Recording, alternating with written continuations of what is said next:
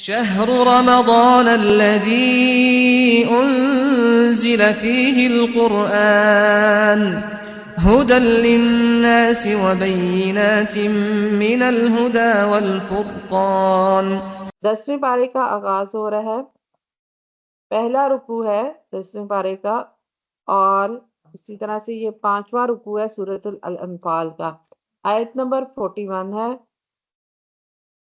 اور جان لو جو کچھ بھی مال غنیمت تم حاصل کرو تو بے شک اس کا 5واں حصہ اللہ تعالیٰ کے لیے ہے اور رسول کے لیے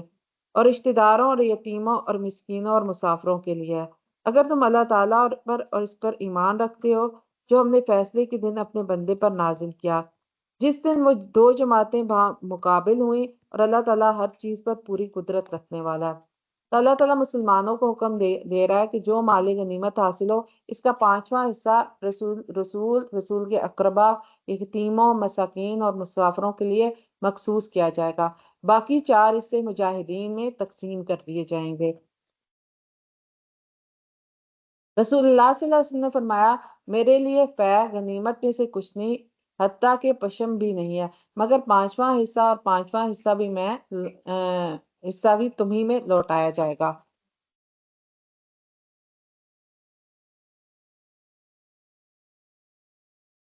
آیت نمبر 42 سے 44 میں غزوہ بدر میں اللہ تعالیٰ کی نصرت کا بیان ہے۔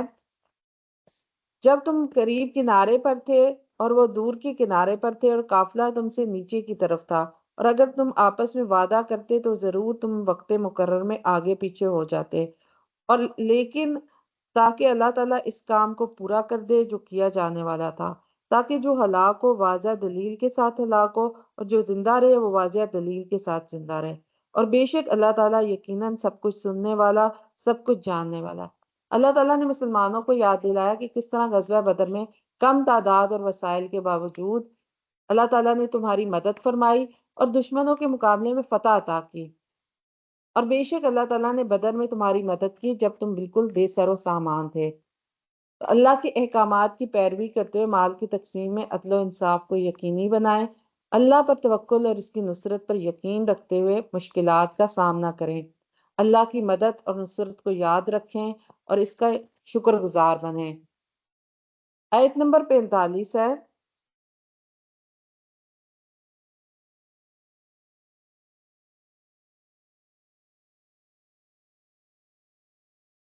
اے لوگو جو ایمان لائے ہو، جب تم مد مقابل ہو کسی گروہ کے تو ثابت قدم رہو، اور اللہ تعالیٰ کو کثرت سے یاد کرو تاکہ تم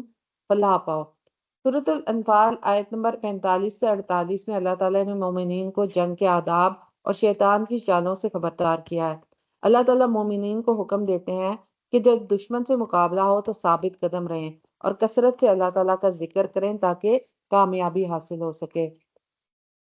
رسول اللہ صلی اللہ علیہ وسلم نے فرمایا، جو شخص اللہ کے ذکر کے لیے بیٹھتا ہے فرشتے اس کے گرد حلقہ بناتے ہیں، رحمت اسے ڈھانپ لیتی ہے، سکون اس پر نازل ہوتا ہے، اور اللہ تعالیٰ اس کا ذکر اپنے پاس موجود فرشتوں میں فرماتا ہے۔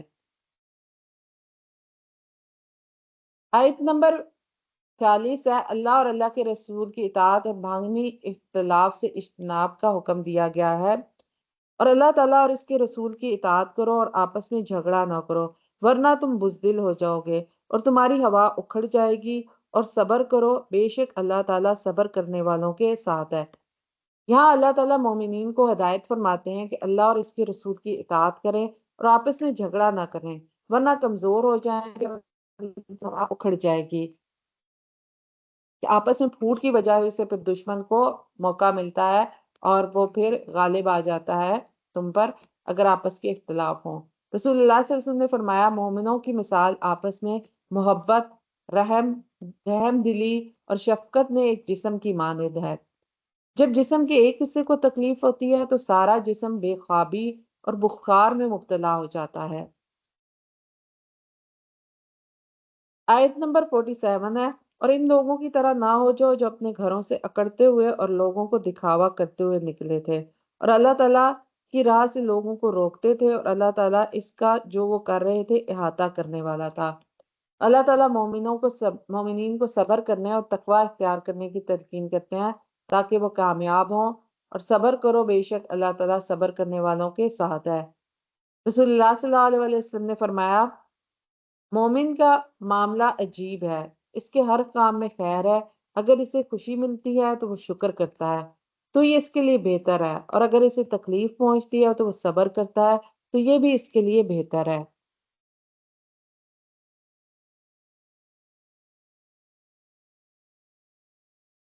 اور جب شیطان نے ان کے اعمال ان کے لیے خوشنما بنا دیے، اس نے کہا لوگوں میں سے آج تم پر کوئی غالب آنے والا نہیں، اور بلا شبہ میں تمہارا حمایتی ہوں۔ مگر جب دونوں جماعتوں نے ایک دوسرے کو دیکھا تو وہ اپنی ایڑیوں پر واپس پلٹا اور کہنے لگا بے شک میں تم سے بیزار ہوں، میں واقعی وہ کچھ دیکھ رہا ہوں۔ یعنی اس نے فرشتوں کا نزول ہوتے ہوئے دیکھ رہا تھا، شیطان بھی وہاں پر آیا پہنچ چکا تھا غزوہ بدر میں، لیکن جب اس نے دیکھا کہ فرشتے اللہ تعالیٰ کی طرف سے نازل ہوئے ہیں تو وہ پھر ایڑیوں کے بل پلٹ گیا۔ یقیناً میں اللہ تعالیٰ سے ڈرتا ہوں، اللہ تعالیٰ بہت سخت عذاب والا ہے۔ اللہ تعالیٰ مومنوں کو خبردار کرتے ہیں کہ شیطان انسان کے اعمال کو مزین کر کے دکھاتا ہے اور مشکل وقت میں ساتھ چھوڑ دیتا ہے۔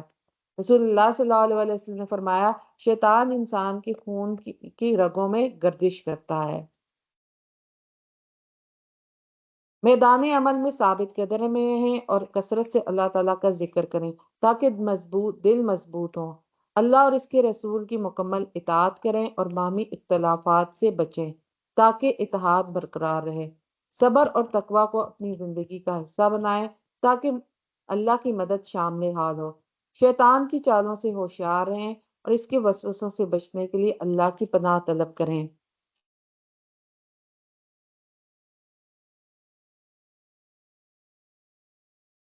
رکو نمبر 3 ہے، آیت نمبر 49 ہے۔ جب منافق اور وہ لوگ جن لوگوں کے دلوں میں ایک بیماری تھی کہہ رہے تھے ان لوگوں کو ان کے دین نے دھوکہ دیا ہے، اور جو بھی اللہ تعالیٰ پر بھروسہ کرے گا یقیناً اللہ تعالیٰ سب پر غالب کمال حکمت والا ہے۔ تو سورۃ الانفال کی آیات 49 سے 58 میں اللہ تعالیٰ نے منافقین کے طعنوں، شیطان کی چالوں، کفار کی شکست اور عہد شکنی کرنے والوں کے بارے میں ہدایات دی ہیں۔ منافقین اور وہ لوگ جن کے دلوں میں بیماری ہے مسلمانوں کے اخلاص اور دین پر استقامت کو دیکھ کر کہتے ہیں کہ ان کے دین نے ان کو دھوکہ دیا ہے، لیکن جو اللہ تعالیٰ پر بھروسہ کرتا ہے اللہ تعالیٰ اس پر غالب اور حکمت والا ہے۔ نبی صلی اللہ علیہ وسلم نے فرمایا منافق کی 3 نشانیاں ہیں، جب بات کرے تو جھوٹ بولے، جب وعدہ کرے تو خلاف ورزی کرے، جب امانت دی جائے تو خیانت کرے۔ آیت نمبر 50 سے 52 میں شیطان کی چال اور کفار کی شکست کا تذکرہ ہے۔ آیت نمبر 50 ہے، اور کاش آپ دیکھیں جب فرشتے ان لوگوں کی جان قبض کرتے ہیں جنہوں نے کفر کیا اور ان کے چہروں اور ان کی پشتوں پر مارتے ہیں اور کہتے ہیں جلنے کا عذاب چکھو، یہ اس کا بدلہ ہے جو تمہارے ہاتھوں نے آگے بھیجا، اور یقیناً اللہ تعالیٰ بندوں پر ظلم کرنے والا نہیں ہے۔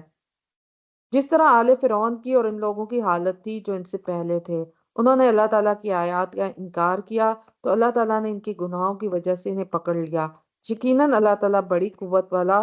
بہت سخت عذاب والا ہے۔ تو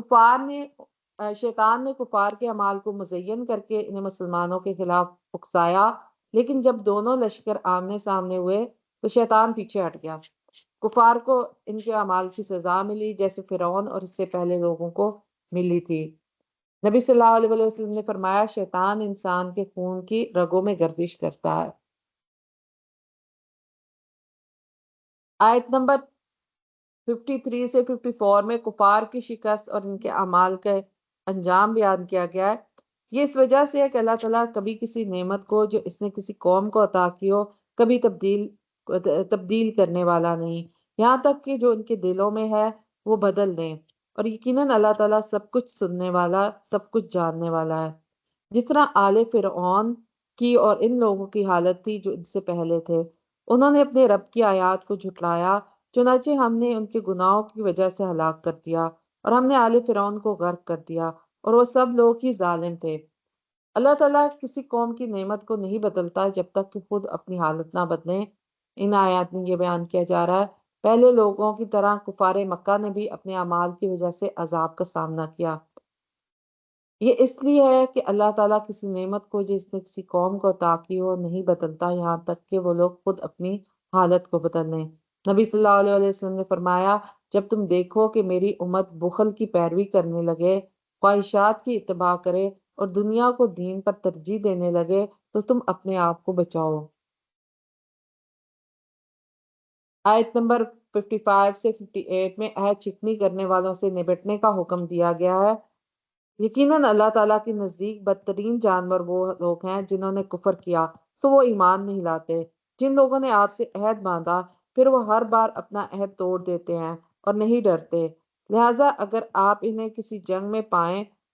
تو جو ان کے پیچھے ہے ان کے ذریعے مار بھگائیں تاکہ وہ نصیحت پکڑیں، اور اگر آپ کسی قوم کی خیانت سے ڈریں تو آپ ان کے عہد برابری کے برابر ان کی جانب پھینک دیں۔ بلا شبہ اللہ تعالیٰ خیانت کرنے والوں سے محبت نہیں کرتا۔ اللہ تعالیٰ کے نزدیک بدترین مخلوق وہ ہیں جو کفر پر قائم ہیں اور عہد شکنی کرتے ہیں۔ اگر وہ عہد توڑتے ہیں تو مسلمانوں کو حکم ہے کہ ان کے ساتھ سختی سے نپٹا جائے تاکہ دوسروں کو عبرت حاصل ہو۔ نبی صلی اللہ علیہ وسلم نے فرمایا جس شخص میں عہد شکنی ہو اس میں نفاق کی ایک علامت ہے یہاں تک کہ وہ اسے چھوڑ دے۔ منافقین اور بیمار دلوں کے تانوں پر توجہ نہ دیں اور اللہ تعالیٰ پر بھروسہ رکھیں۔ شیطان کی چالوں سے ہوشیار رہیں، اللہ کی پناہ طلب کریں، اپنے اعمال کا محاسبہ کریں اور اللہ کی نعمتوں کی قدر کریں، عہد کی پاسداری کریں اور عہد شکنوں سے محتاط رہیں۔ آیت نمبر 59 ہے، کفار کی سازشوں سے آگاہی کا بیان ہے، اور یہ رکوع نمبر 4 یہاں سے آغاز ہو رہا ہے۔ اور جن لوگوں نے کفر کیا یہ نہ سمجھیں کہ وہ بچ نکلے، یقیناً وہ عاجز نہیں کریں گے۔ تو اس رکوع کے اندر اللہ تعالیٰ نے کفار کی سازشوں، مسلمانوں کی تیاری کا حکم اور مومنوں کے دلوں میں محبت پیدا کرنے کے بارے میں ہدایات دی ہیں کہ کفار یہ نہ سمجھیں کہ وہ اللہ تعالیٰ سے بچ سکتے ہیں، وہ اللہ تعالیٰ کو عاجز نہیں کر سکتے۔ نبی صلی اللہ علیہ وسلم نے فرمایا مومن ایک سوراخ سے 2 بار نہیں ڈسا جاتا۔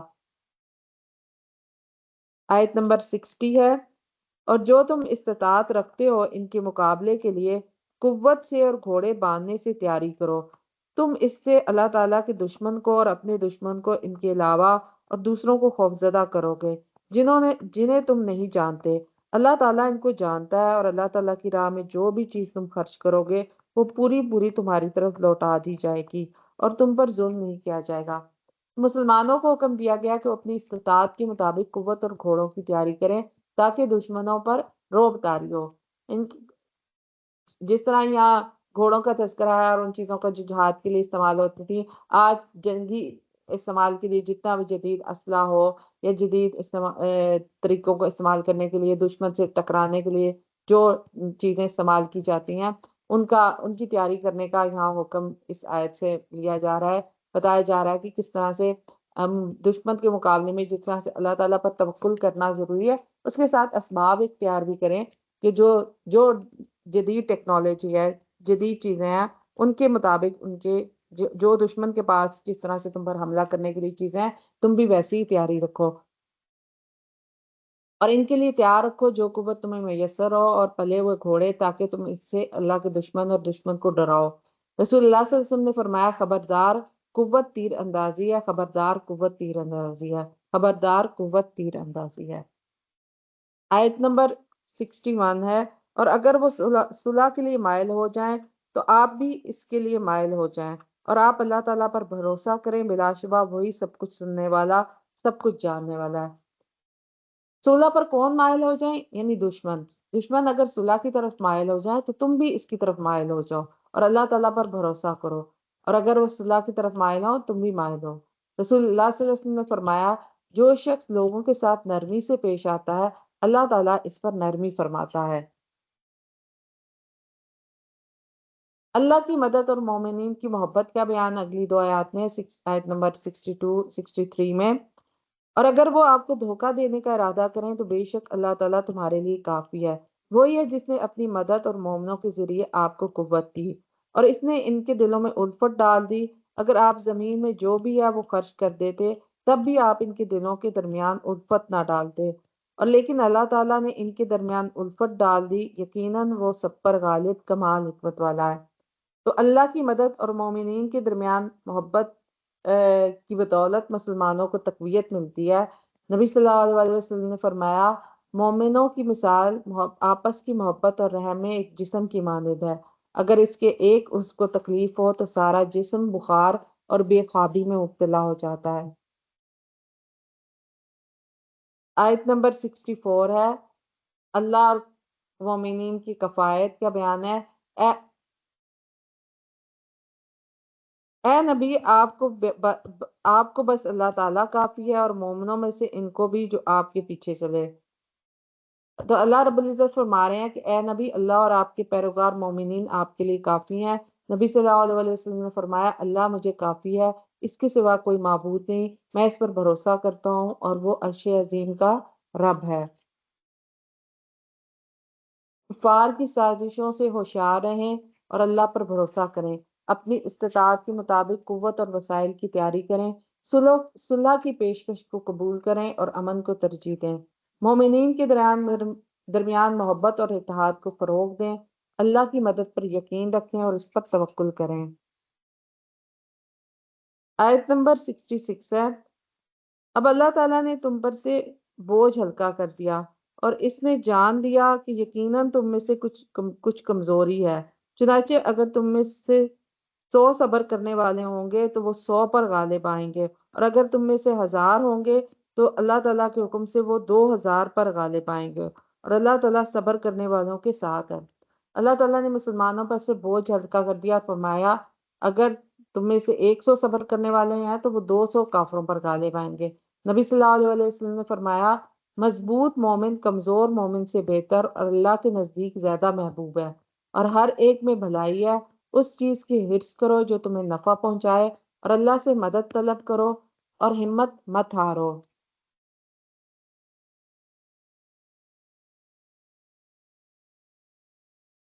آیت نمبر 67 ہے، کسی نبی کے لائق نہیں کہ اس کے پاس قیدی ہوں یہاں تک کہ وہ زمین میں کافروں کا خوب خون بہا لے۔ تم دنیا کا ساز و سامان چاہتے ہو اور اللہ تعالیٰ آخرت کا چاہتا ہے، اور اللہ تعالیٰ سب پر غالب کمال حکمت والا ہے۔ اگر اللہ تعالیٰ کی طرف سے لکھی ہوئی بات نہ ہوتی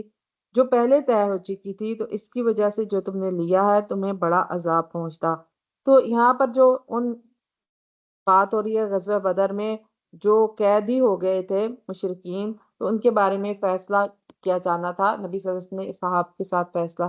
مشورہ کیا کہ ان کے ساتھ کیا معاملہ کیا جائے، تو پھر اس کے بعد فیصلہ یہ دیا کہ ان کو قید کر لیا جائے، ان قتل نہ کیے جائے اور فدیہ دے کر پھر چھوڑ دیا جائے گا، اگر کوئی فدیہ پیچھے سے دینے والا آئے گا تو اس کو واپس کر دیا جائے گا۔ تو اس پر اللہ رب العزت نے کہا کہ اس وقت پہ اگر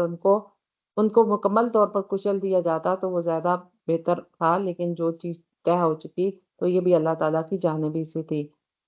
اللہ تعالیٰ نے مسلمانوں کو حکم دیا کہ وہ مال غنیمت کو حلال اور پاکیزہ سمجھ کر کھائیں اور اللہ تعالیٰ سے ڈریں۔ آیت نمبر 69 میں یہ بیان ہے کہ سو جو مال غنیمت تم نے حاصل کیا ہے اس میں سے کھاؤ، حلال اور پاک ہے، اور اللہ تعالیٰ سے ڈرتے رہو، بلا شبہ اللہ تعالیٰ بے حد بخشنے والا نہایت رحم والا ہے۔ نبی صلی اللہ علیہ وسلم نے فرمایا مجھے 5 چیزیں دی گئیں جو مجھ سے پہلے کسی نبی کو نہیں دی گئیں، اور وہ مال غنیمت کو میرے لیے حلال کیا گیا حالانکہ مجھ سے پہلے بھی کسی کے لیے حلال نہیں تھا۔ تو پہلی امتوں پر مال غنیمت حلال نہیں تھا۔ اللہ کے راستے میں جہاد کے لیے تیار ہیں اور ثابت قدمی دکھائیں، صبر اور استقامت کے ذریعے مشکلات کا سامنا کریں، اللہ پر مکمل بھروسہ اور توکل کریں، حلال اور پاکیزہ رزق کی تلاش میں رہیں اور حرام سے بچیں، اللہ تعالیٰ کے احکام کی پیروی کرتے ہوئے تقوی اختیار کریں۔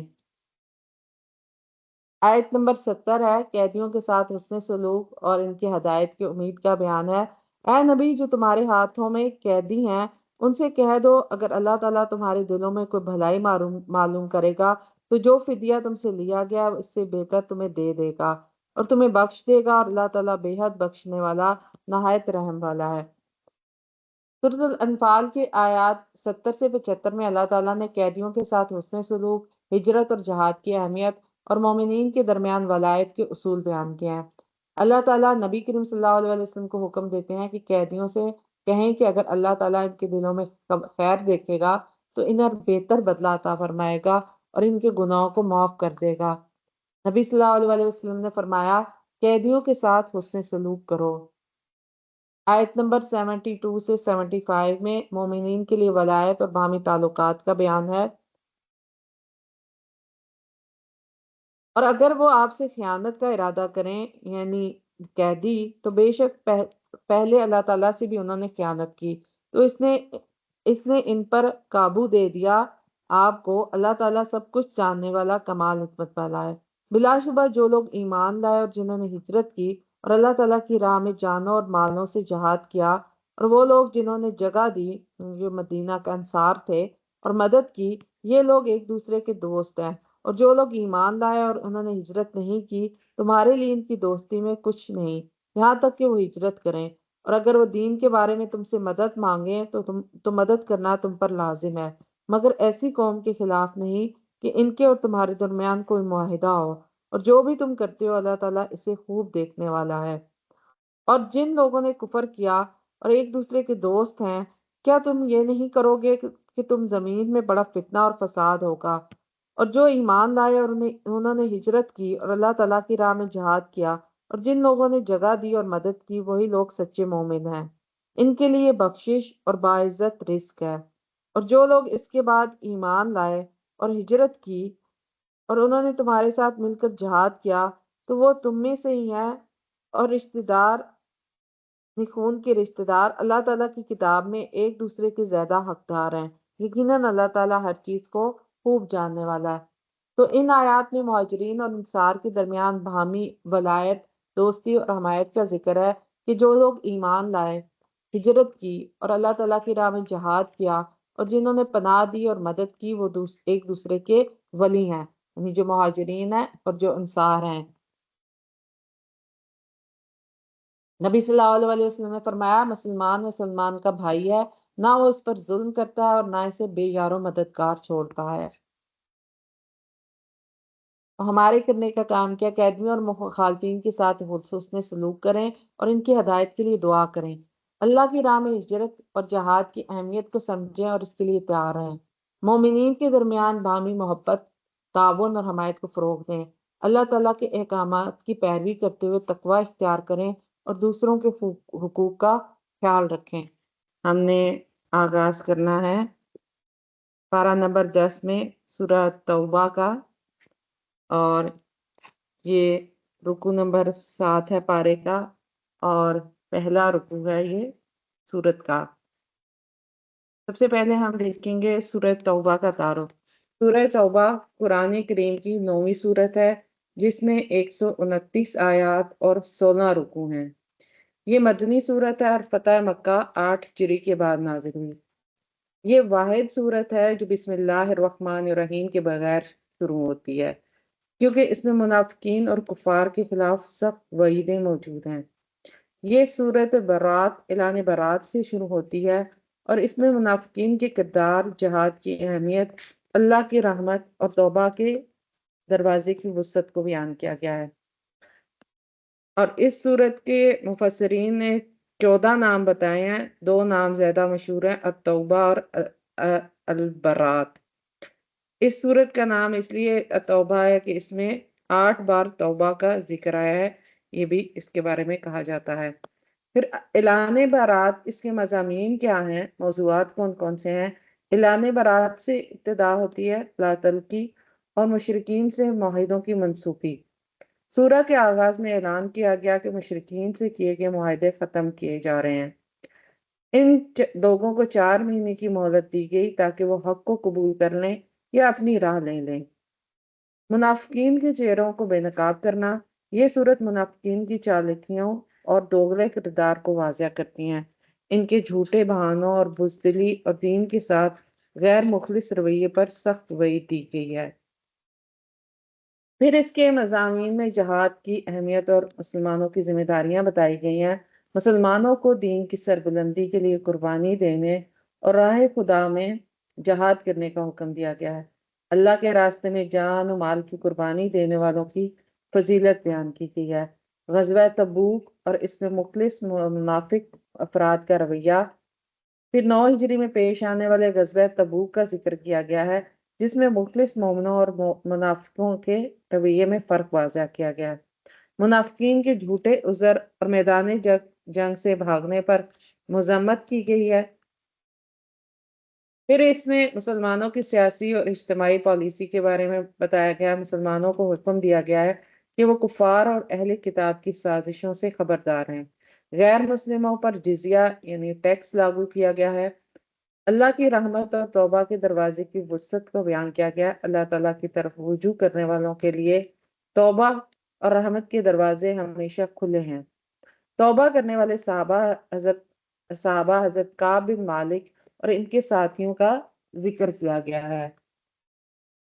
مخلص مومنین اور ان کے اوصاف بیان کیے گئے ہیں۔ حقیقی ایمان والوں کی صفات اور ان کے اجر کا ذکر اس میں کیا گیا ہے سورت کے اندر۔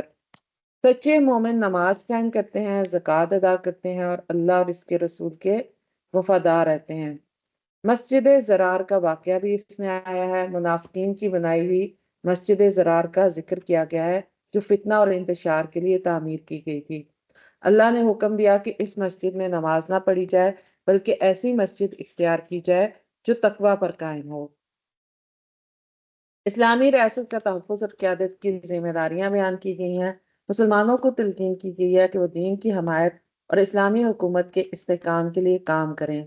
مسلمانوں کے دین کی سربلندی کے لیے ہمیشہ چوکندہ رہنے کا حکم دیا گیا ہے۔ سورہ توبہ میں مسلمانوں کے لیے ایمان، جہاد، منافقین کی سازشوں اور اللہ کی رحمت کے کئی پہلو پیش کیے گئے ہیں۔ یہ سورت ہمیں اخلاص، قربانی، صبر اور دین کے غلبے کے لیے کوشش کرنے کا درس دیتی ہے۔ اللہ تعالی ہمیں اس سورت کی تعلیمات پر عمل کرنے کی توفیق عطا فرمائے، آمین۔ تو ہم آغاز کرتے ہیں اس سورت کا۔ پہلی آیت ہے براۃ من اللہ ورسولہ الی الذین عاہدتم من المشرکین۔ بری ذمہ ہونے کا اعلان ہے اللہ تعالیٰ اور اس کے رسول کی جانب سے ان مشرکوں کی طرف جن سے تم نے معاہدہ کیا تھا۔ چنانچہ تم لوگ ملک میں 4 ماہ چل پھر لو اور جان لو یقیناً تم اللہ تعالیٰ کو عاجز کرنے والے نہیں، بلا شبہ اللہ تعالیٰ کافروں کو رسوا کرنے والا ہے۔ سورہ توبہ کی آیت نمبر 1 سے 6 میں اللہ تعالیٰ نے مشرکین کے ساتھ کیے گئے معاہدوں کی منسوخی اور ان کی مہلت اور ان میں سے امن کے طلبگاروں کو پناہ دینے کے احکام بیان کیے ہیں۔ پہلی آیت میں اللہ اور اس کے رسول کی طرف سے ان مشرکین کے لیے اعلان برات ہے جن سے مسلمانوں نے معاہدے کیے ہیں۔ اس آیت میں اللہ تعالیٰ نے ان تمام معاہدوں کی تنسیخ کا اعلان فرمایا ہے جو مسلمانوں نے مشرکوں سے کیے تھے، کیونکہ مشرکین بار بار ان معاہدوں کو توڑتے رہے تھے۔ آیت نمبر 2 ہے چنانچہ تم لوگ ملک میں 4 ماہ چل پھر لو اور جان لو یقیناً تم اللہ تعالیٰ کو عاجز کرنے والے نہیں ہو، اور بلا شبہ اللہ تعالیٰ کافروں کو رسوا کرنے والا ہے۔ اور صاف صاف اعلان ہے تو مشرکین کو زمین میں 4 ماہ تک گھومنے پھرنے کی مہلت دی گئی، یعنی کہ مکہ کی حدود میں، اور انہیں خبردار کیا گیا کہ وہ اللہ کو عاجز نہیں کر سکتے، اللہ کافروں کو رسوا کرنے والا ہے۔ 4 ماہ کی مہلت اس لیے دی گئی تاکہ مشرکین اپنے معاملات درست کر سکیں، غور و فکر کر سکیں یا اسلام قبول کرنے پر غور کر سکیں۔ اگر وہ اسلام قبول کر لیتے ہیں تو پھر ان کو وہاں رہنے کی اجازت ہوگی۔ آیت نمبر 3 ہے اور صاف اعلان ہے اللہ تعالیٰ اور اس کے رسول کی جانب سے ہے حج اکبر کے دن تمام لوگوں کی طرف کہ یقیناً اللہ تعالیٰ مشرکوں سے بری و ذمہ ہے اور اس کا رسول بھی۔ چنانچہ اگر تم توبہ کر لو تو وہ تمہارے لیے بہتر ہے، اور اگر تم منہ موڑو تو جان لو کہ یقیناً تم اللہ تعالیٰ کو عاجز کرنے والے نہیں ہو۔ اور جن لوگوں نے کفر کیا انہیں آپ دردناک عذاب کی خوشخبری دے دیں۔ تو حج اکبر کے دن اللہ اور اس کے رسول کی طرف سے لوگوں کے لیے عام اعلان ہے۔ اللہ اور اس کے رسول صلی اللہ علیہ وسلم مشرکین سے بری و ذمہ ہیں۔ تو یہ اعلان حج کے موقع پر کیا گیا، اور اس کے لیے رسول اللہ صلی اللہ علیہ وسلم نے اسے امیر بنا کر بھیجا تھا سیدنا ابو بکر صدیق کو، ان کے ذریعے سے اعلان کروایا گیا، اور اس کے پیچھے پھر بعد میں آپ نے سیدنا علی رضی اللہ عنہ کو بھی بھجوایا کہ وہ جا کر بھی اس چیز کا اعلان کرتے ہیں کہ وہ 4 ماہ تک کے لیے مشرکین کے لیے مہلت ہے یہاں رہنے کی اس کے بعد وہ یہاں سے نکل جائیں، اس علاقے کو حرم جو علاقہ قرار دے دیا گیا، تو اب اس کی حدود میں کوئی بھی غیر مسلم مشرک داخل نہیں ہو سکتا۔ تو یہ حکم آج تک بھی اسی طرح سے باقی ہے۔ اگر وہ توبہ کریں تو ان کے لیے بہتر ہے، ورنہ انہیں دردناک عذاب کی بشارت دی گئی ہے۔ حج اکبر کے دن یہ اعلان اس لیے کیا گیا تاکہ تمام لوگ جان لیں کہ مشرکین سے ساتھ کیے گئے معاہدے منسوخ ہو چکے ہیں، کیونکہ حج کے موقع پہ بڑا اجتماع ہوتا ہے، دوسرے علاقوں کے بھی افراد تھے، عرب کے علاقے سے مختلف لوگ اکٹھے ہوتے ہیں، تو سب کے سامنے یہ اعلان ہو جائے اور سب تک یہ بات پہنچ جائے کہ یہ اللہ تعالیٰ کی طرف سے اب یہ بات طے ہو چکی ہے، اور اس کے حوالے سے مشرکین اپنے بارے میں فیصلہ کر لیں، اور اب ان کے پاس توبہ کرنے اور جنگ کے لیے تیار ہونے کے علاوہ کوئی راستہ نہیں ہے۔ آیت نمبر 4 ہے، مگر مشرکوں میں سے جن لوگوں سے تم نے معاہدہ کیا، پھر انہوں نے عہد میں تم سے کچھ کمی نہیں کی، اور تمہارے خلاف انہوں نے کسی کی مدد بھی نہیں کی، تو ان کے ساتھ ان کا معاہدہ ان کی مدت تک پورا کرو۔ بلا شبہ اللہ تعالیٰ متقی لوگوں سے محبت رکھتا ہے۔ تو جن مشرکین نے مسلمانوں سے معاہدہ کیا ہے اور اپنے اس معاہدے میں انہوں نے کوئی کمی یا خیانت نہیں کی، ان کے معاہدے کی مدت پوری کی جائے گی۔ اللہ تعالیٰ نے اس کی اجازت دی۔ پھر اسلام معاہدوں کی پاسداری کا حکم دیتا ہے، لہٰذا جو مشرکین اپنے عہد پر قائم رہے ان کے ساتھ انصاف کا برتاؤ کیا جائے گا۔ ہاں، جو عہد پر قائم نہیں رہے تو پھر تمہیں بھی اجازت ہے کہ ان کے عہدوں کو توڑ دو۔ آیت نمبر 5 ہے، چنانچہ جب حرمت والے مہینے نکل جائیں تو تم مشرکوں کو جہاں پاؤ قتل کرو، اور ان کو پکڑو اور ان کو گھیرو اور ان کے لیے ہر گھات کی جگہ بیٹھو۔ پھر اگر وہ توبہ کریں اور نماز قائم کریں اور زکوٰۃ ادا کریں تو ان کا راستہ چھوڑ دو، یقیناً اللہ تعالیٰ بے حد بخشنے والا نہایت رحم والا ہے۔ تو حرام مہینے گزرنے کے بعد مشرکین کو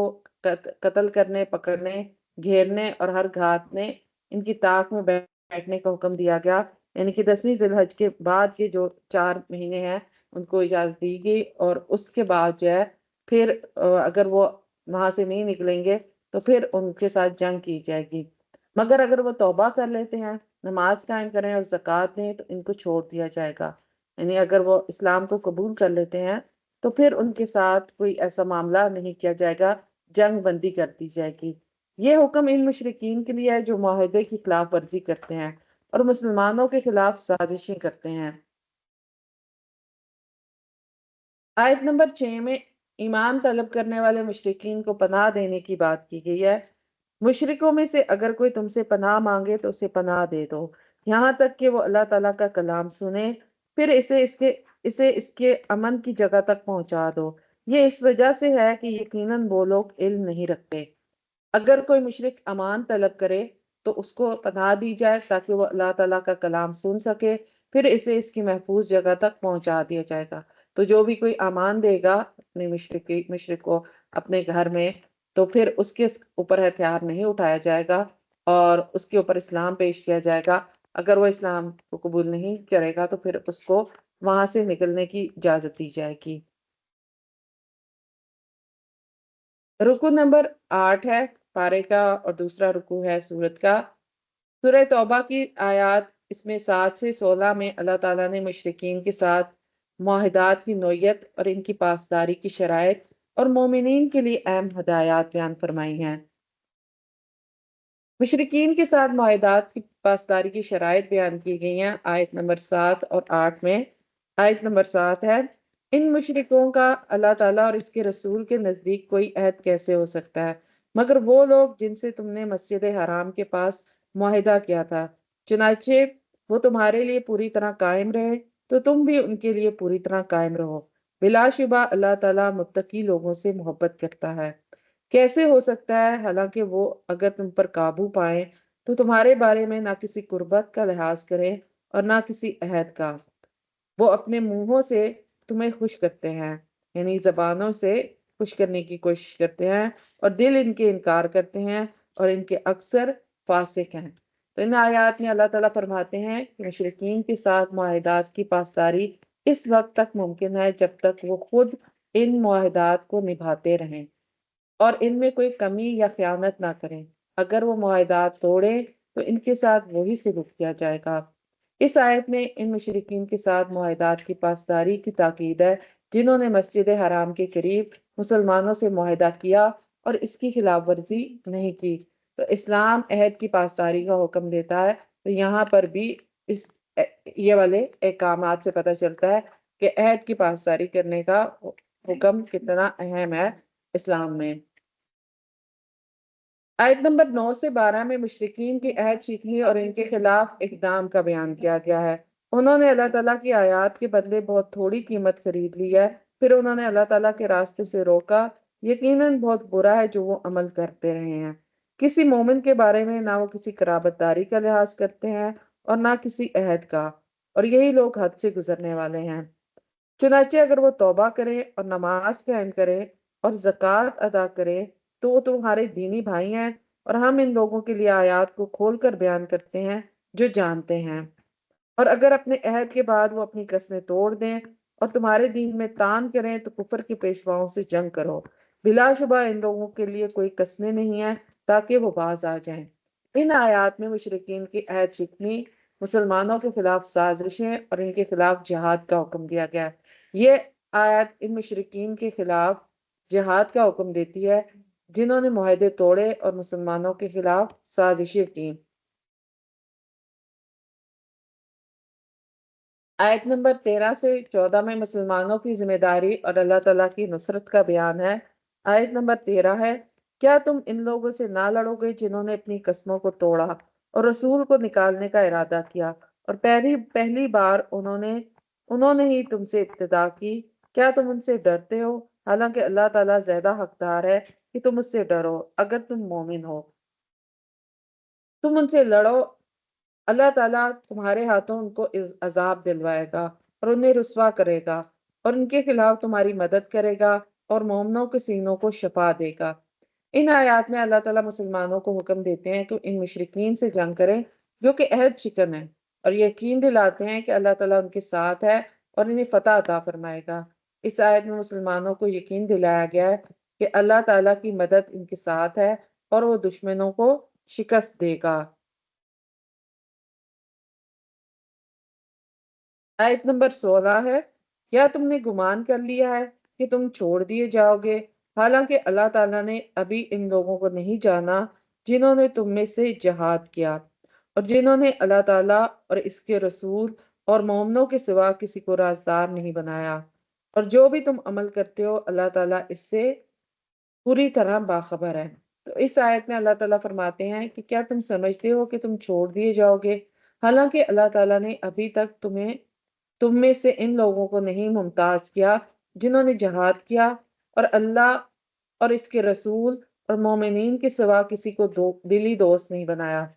اس آیت میں مومنین کو آزمایا جا رہا ہے تاکہ مخلص اور غیر مخلص افراد میں تمیز کی جا سکے۔ تو اس رکو میں ہم نے جو چیز پڑھی ہے اس کے عملی نکات کیا ہیں کہ معاہدات کی پاسداری کریں جب تک دوسرا فریق اس پر قائم رہے، عہد شکنوں کے خلاف مناسب اقدام کریں اور امت کی حفاظت کو یقینی بنائیں، اللہ تعالیٰ پر بھروسہ رکھیں اور اس کی نصرت کے یقین کے ساتھ مشکلات کا سامنا کریں، اپنے اعمال کا محاسبہ کریں اور اخلاص کے ساتھ اللہ تعالیٰ کی راہ میں جد و جہد کریں۔ رکو نمبر 9 ہے، آیت نمبر 17 سے 24 تک مشتمل ہے۔ سورہ توبہ کی آیات 17 سے 24 میں اللہ تعالیٰ نے مشرکین کی مساجد کی آباد کاری، مومنین کی صفات اور ایمان کی ترجیحات پر روشنی ڈالی ہے۔ آیت نمبر 17 ہے، مشرکین کا مساجد کو آباد کرنے کا حق نہیں ہے۔ مشرکین کے لیے کبھی یہ حق نہیں ہے کہ اللہ تعالیٰ کی مسجدوں کو آباد کریں، حالانکہ اپنے آپ پر بھی وہ کفر کی شہادت دینے والے ہیں۔ یہی لوگ ہیں جن کے سارے اعمال ضائع ہو گئے اور وہ ہمیشہ آگ میں ہی رہنے والے ہیں۔ تو اس آیت میں واضح کیا گیا کہ ایمان کے بغیر اعمال بھی قبول نہیں ہوتے، اور مشرکین کا مساجد کو آباد کرنا بے معنی ہے کیونکہ ان کے اعمال مردود ہیں۔ ان کے شرک کی وجہ سے وہ مساجد کے لیے چاہے جتنی بھی اس کے لیے کوشش کریں ان کو آباد کرنے کی، تو ان کے وہ عمل ان کی شرک کی وجہ سے برباد ہو جائیں گے۔ اور جس طرح سے وہ الفاظ میں بھی تبدیلیاں کر دیا کرتے تھے، جو تلبیہ کے الفاظ میں بھی انہوں نے تبدیلی کر دی تھی، لبیک اللہم لبیک کے الفاظ میں بھی، اور اس میں وہ کہتے تھے کہ اے اللہ تو اس کا مالک ہے لیکن اس کے مملوک کا مالک تو نہیں ہے۔ تو یہ اس قسم کے الفاظ وہ کہا کرتے تھے۔ اور اسی طرح سے جیسے 360 بت انہوں نے کعبہ میں رکھ چھوڑے تھے، تو مسجدوں کو بھی انہوں نے شرک کا گڑھ بنا دیا تھا۔ تو اللہ تعالیٰ نے ان سے یہ حق واپس لے لیا کہ کوئی بھی مشرک اب اس کو اجازت نہیں ہوگی کہ مسجد حرام کے قریب بھی پھٹکے۔ آیت نمبر 18 ہے، مساجد کو آباد کرنے والے حقیقی مومنین کی صفات بیان کی گئی ہیں۔ یقیناً اللہ تعالیٰ کی مسجدوں کو وہی آباد کرتا ہے جو اللہ تعالیٰ اور آخرت کے دن پر ایمان لایا اور نماز قائم کی اور زکوٰۃ ادا کی، اور اللہ تعالیٰ کے سوا کسی سے نہ ڈرو، اللہ تعالیٰ کے سوا نہ ڈرا تو امید ہے کہ یہ لوگ ہدایت پانے والوں میں سے ہوں گے۔ تو اس آیت میں مومنین کی وہ صفات بیان کی گئی ہیں جو انہیں مساجد کی آباد کاری کا حقدار بناتی ہیں، کہ وہ جو اللہ تعالیٰ پر اور آخرت کے دن پر ایمان رکھتا ہے اور شرک سے اپنے آپ کو آلودہ نہیں کرتا، نماز قائم کرنے والا، زکوٰۃ ادا کرنے والا، یہ سارے کام انجام دینے والا ہے، تو وہی حقدار ہیں کہ مساجد کے حوالے سے بھی ان کی آباد کاری میں وہ اپنا حصہ ڈالیں۔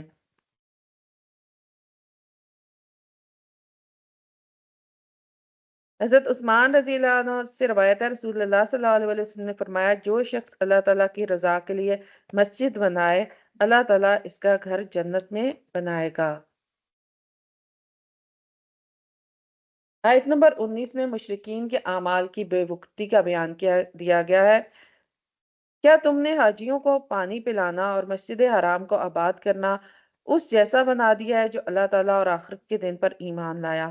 اور اس نے اللہ تعالیٰ کی راہ میں جہاد کیا؟ اللہ تعالیٰ کے نزدیک دونوں برابر نہیں ہیں۔ اللہ تعالیٰ ظالم لوگوں کو ہدایت نہیں دیتا۔ اس آیت میں اللہ رب العزت نے واضح کیا کہ ظاہری اعمال جیسے حاجیوں کو پانی پلانا اور مسجد کی خدمت ایمان اور جہاد کے بغیر اللہ تعالیٰ کے نزدیک قدر نہیں رکھتے، کہ تمہارے یہ اعمال، اگر تم ایمان والے نہیں ہو، اللہ تعالیٰ کی راہ میں لڑنے والے نہیں، تو پھر اس چیز کے بھی حقدار نہیں کہ وہ مساجد کی آباد کاری میں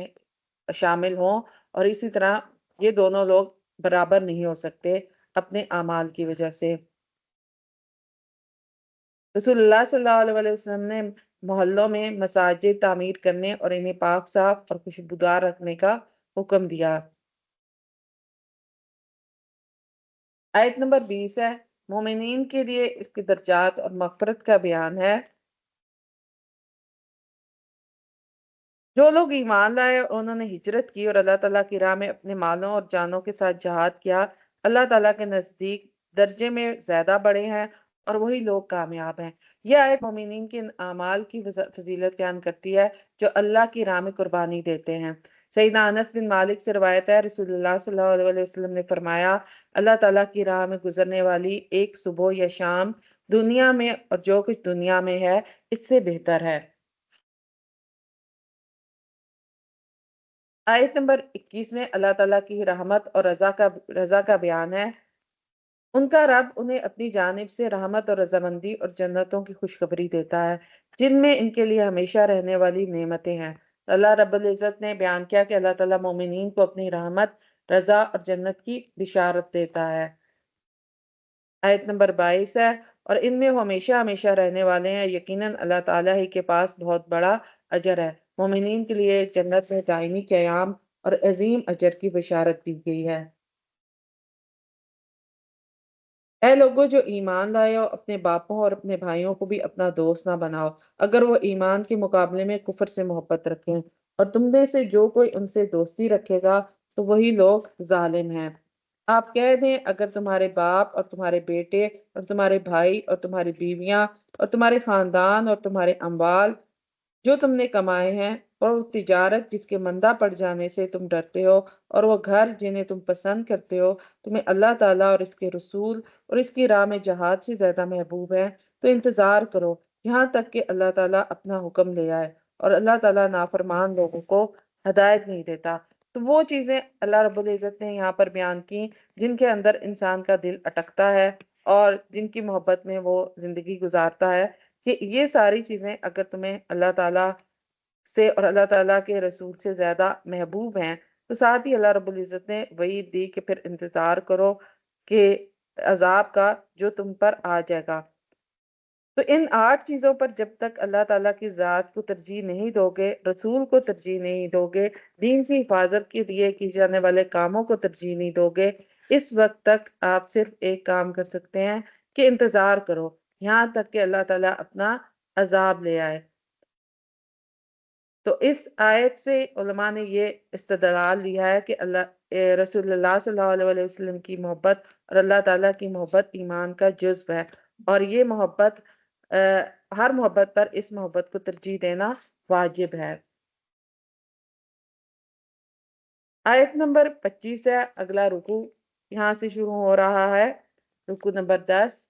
غزوہ حنین اور مسلمانوں کی آزمائش کا تذکرہ ہے۔ بلا شبہ یقیناً اللہ تعالیٰ نے بہت سی جگہوں میں تمہاری مدد کی، اور حنین کے دن میں بھی جب تمہاری کثرت نے تمہیں خود پسند بنا دیا، پھر وہ تمہارے کچھ بھی کام نہ آئی، اور زمین وسیع ہونے کے باوجود تم پر تنگ ہو گئی، پھر تم پیٹ پھیرتے ہوئے لوٹ گئے۔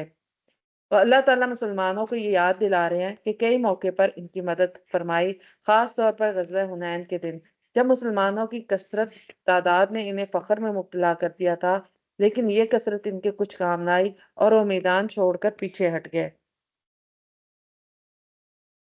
حضرت عباس بن مطلب رضی اللہ عنہ بیان کرتے ہیں، غزوہ حنین کے دن مسلمان پیٹ پھیر کر بھاگے، لیکن رسول اللہ صلی اللہ علیہ وسلم اپنے خچر پر سوار کفار کی طرف بڑھتے رہے۔ آپ صلی اللہ علیہ وسلم نے بلند آواز سے صحابہ کو پکارا اور وہ واپس لوٹ آئے۔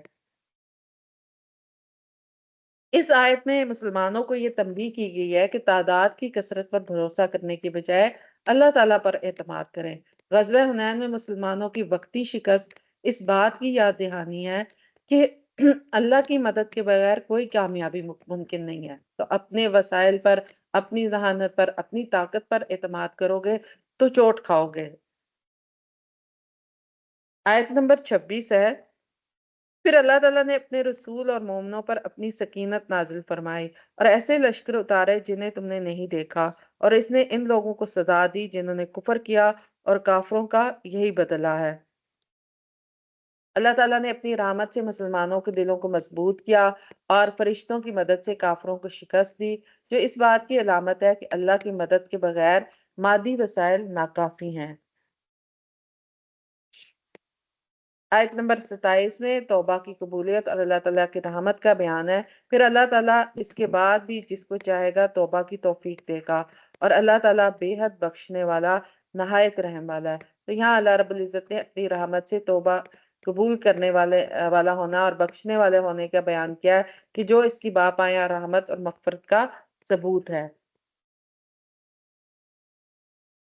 آیت نمبر 28 ہے، اے لوگو جو ایمان لائے ہو، یقیناً سب مشرک ناپاک ہیں، چنانچہ وہ اس سال کے بعد مسجد حرام کے قریب نہ آئیں، اور اگر تمہیں تنگ دستی کا خوف ہے تو اللہ تعالیٰ جلد ہی تمہیں اپنے فضل سے غنی کر دے گا اگر اس نے چاہا، یقیناً اللہ تعالیٰ سب کچھ جاننے والا، کمال حکمت والا ہے۔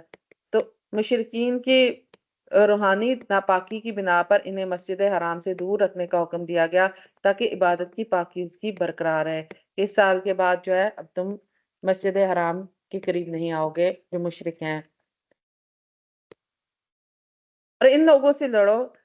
جو اللہ تعالیٰ پر اور آخرت کے دن پر ایمان نہیں لاتے،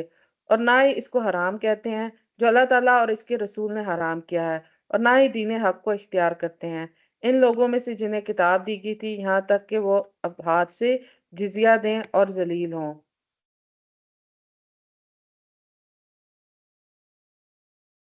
تو اس کتاب میں جو لوگ اسلامی ریاست کے قوانین تسلیم نہیں کرتے، اس آیت میں ان سے جنگ کرنے کا حکم دیا گیا ہے تاکہ وہ جزیہ ادا کریں، یعنی ٹیکس ادا کریں اور اسلامی ریاست کی حفاظت میں رہیں۔ تو عملی نکات کیا ہیں اس رکوع کے، کہ اللہ تعالیٰ پر توکل، مادی وسائل پر بھروسہ کرنے کی بجائے ہر حال میں اللہ تعالیٰ پر اعتماد کریں، توبہ اور استغفار کریں، اللہ کی رحمت کے حصول کے لیے توبہ اور استغفار کا اہتمام کریں۔ رکو نمبر 11 ہے، آیت نمبر 30 سے 37 پر مشتمل ہے۔ سورہ توبہ کے رکوع 11 میں اللہ تعالیٰ نے یہود و نصارہ کے باطل عقائد، علماء اور راہبوں کے عبادت اور حرمت والے مہینوں کی تقدیم اور تاخیر جیسے موضوعات پر روشنی ڈالی ہے۔ آیت نمبر 30 ہے، اور یہودیوں نے کہا کہ عزیر اللہ تعالیٰ کا بیٹا ہے، اور عیسائیوں نے کہا مسیح اللہ تعالیٰ کا بیٹا ہے۔ یہ ان کے اپنے منہوں کی بات ہے، وہ ان لوگوں کی بات کی مشابہت کرتے ہیں جنہوں نے ان سے پہلے کفر کیا۔ اللہ تعالیٰ انہیں ہلاک کرے، وہ کہاں سے بہکائے جا رہے ہیں۔ یہود و نصارہ نے اپنے انبیاء کو اپنا بیٹا قرار دے کر شرک کا ارتکاب کیا، تو یہاں پر اللہ رب العزت نے اس کے بارے میں بات کی ہے۔ آیت نمبر 31 ہے، انہوں نے کہا اپنے علماء اور درویشوں کو اللہ تعالیٰ کے سوا اپنا رب بنا دیا، اور مسیح ابن مریم کو بھی، حالانکہ انہیں اس کے سوا حکم نہیں دیا گیا تھا کہ وہ ایک ہی معبود کی عبادت کریں، کہ اس کے سوا کوئی معبود نہیں مگر وہی، وہ اس سے پاک ہے جو وہ شریک بناتے ہیں۔ تو یہاں یہود و نصارہ نے اپنے علماء اور راہبوں کو اللہ تعالیٰ کے سوا رب بنا لیا تھا، یعنی ان کے حلال و حرام کو بلا چروں چراں قبول کیا تھا، جو شرک کے مترادف ہے۔ ادی بن حاتم کہتے ہیں کہ قرآن میں یہ جو آیت ہے، اس کے بارے میں میں نے رسول اللہ صلی اللہ علیہ وسلم سے کہا کہ انہوں نے اپنے علماء کو درویش اور رب بنا رکھا ہے۔ تو یہ جو بات ہوئی ہے یہاں پر آیت میں، تو ہم تو اپنے علماء اور درویشوں کو رب نہیں بناتے۔ آپ صلی اللہ علیہ وسلم نے فرمایا جس کو وہ حلال کر دے اس کو تم حلال سمجھتے ہو؟ انہوں نے کہا ہاں۔ جس کو وہ حرام کر دیں اسے حرام سمجھتے ہو؟ انہوں نے کہا ہاں۔ تو آپ صلی اللہ علیہ وسلم نے فرمایا یہی تو رب بنانا ہے کہ حلال و حرام کا اختیار تم ان کو دے دو جن کے پاس اس کا اختیار نہیں ہے، یعنی کہ ان کی بات پر چلو، ان کے حکم کو مانو چاہے وہ اللہ تعالیٰ کے حکم کی خلاف ورزی ہو۔ تو یہی ان کو دراصل رب بنانا ہے۔ آیت نمبر 32 اور 33 میں اسلام کا غلبہ اور مشرکین کی مذمت کا بیان ہے۔ وہ ارادہ رکھتے ہیں کہ اللہ تعالیٰ کے نور کو اپنے منہوں سے بجھا دیں، اور اللہ تعالیٰ نہیں مانتا مگر یہ کہ وہ اپنے نور کو پورا کرے، اور اگرچہ کافر لوگ برا جانیں۔ تو اللہ تعالیٰ کا نور کون سا ہے؟ اللہ تعالیٰ کا دین، جس کو اللہ تعالیٰ غالب کرنے والا ہے، اور اس کا نور دین حق ہے، قرآن ہے۔ اس سے مراد قرآن ہے یا وہ معجزات ہیں جو اللہ تعالیٰ نے نبی کریم صلی اللہ علیہ وسلم کو عطا کیے، اور اسی طرح سے وہ دین جو نبی صلی اللہ علیہ وسلم پر اللہ تعالیٰ نے اتارا، وہ شریعت، وہ نور ہے۔ رسول اللہ صلی اللہ علیہ وسلم نے فرمایا اس سرزمین پر ایسا کوئی گھر نہیں ہوگا جس پر اسلام کی دعوت نہیں پہنچے گی۔ رسول اللہ صلی اللہ علیہ وسلم نے فرمایا قیامت تک یہ دین قائم رہے گا، کیونکہ مسلمانوں کی ایک جماعت غلبہ دین کے لیے ہر دور میں جہاد کرتی رہے گی۔ آیت نمبر 33 ہے، وہی ہے جس نے اپنے رسول کو دین ہدایت اور دین حق کے ساتھ بھیجا ہے تاکہ وہ اس کو ہر دین پر غالب کر دے، اگرچہ مشرک لوگ برا جانیں۔ تو مشرکین اور کافر اللہ کے دین کو مٹانے کی کوشش کرتے ہیں، لیکن اللہ تعالیٰ اپنے دین کو غالب کرنے والا ہے۔ آیت نمبر 34 ہے، اے لوگو جو ایمان لائے ہو، یقیناً بہت سے علماء اور درویش بلا شبہ لوگوں کے اموال باطل طریقے سے کھاتے ہیں اور انہیں اللہ تعالیٰ کے راستے سے روکتے ہیں۔ جو لوگ سونے اور چاندی کو خزانہ بنا کر رکھتے ہیں اور اسے اللہ تعالیٰ کے راستے میں خرچ نہیں کرتے، تو آپ انہیں دردناک عذاب کی خوشخبری دے دیں۔ اہل کتاب کے علماء اور درویش لوگوں کے مال ناحق طریقے سے کھاتے ہیں، انہیں اللہ تعالیٰ کے راستے سے روکتے ہیں، ان کے بارے میں بات کی جا رہی ہے۔ جس دن اس مال کو جہنم میں کی آگ میں تپایا جائے گا، پھر ان کے ساتھ ان کی پیشانیوں اور ان کے پہلوؤں اور ان کی پشتوں کو داغا جائے گا۔ استغفر اللہ۔ یہی ہے جو تم نے اپنے لیے خزانہ بنایا تھا، سو چکھو جو تم نے خزانہ بنایا تھا۔ جو لوگ مال جمع کرتے ہیں اور اسے اللہ کی راہ میں خرچ نہیں کرتے، ان کے لیے اللہ تعالیٰ نے عذاب کی وعید دی ہے۔ آیت نمبر 36 ہے، حرمت والے مہینوں کی تعداد کا بیان ہے۔ بے شک اللہ تعالیٰ کے نزدیک مہینوں کی تعداد کتاب اللہ میں 12 مہینے ہیں۔ جس دن سے اس نے آسمانوں اور زمین کو پیدا کیا، ان میں سے 4 حرمت والے ہیں، یہی سیدھا دین ہے، تو ان میں اپنی جانوں پر ظلم نہ کرو اور مشرکوں کے خلاف سب مل کر لڑو جیسے وہ سب مل کر تم سے لڑتے ہیں، اور جان لو یقیناً اللہ تعالیٰ متقیوں کے ساتھ ہے۔ تو اللہ تعالیٰ نے سال کے 12 مہینے مقرر کیے ہیں، جن میں سے 4 حرمت والے ہیں، محرم، رجب، ذوالقعدہ اور ذوالحجہ۔ تو مشرکین کیونکہ ان میں ہیر پھیر کر دیتے تھے، آگے پیچھے کر دیتے تھے، کیونکہ یہ مہینے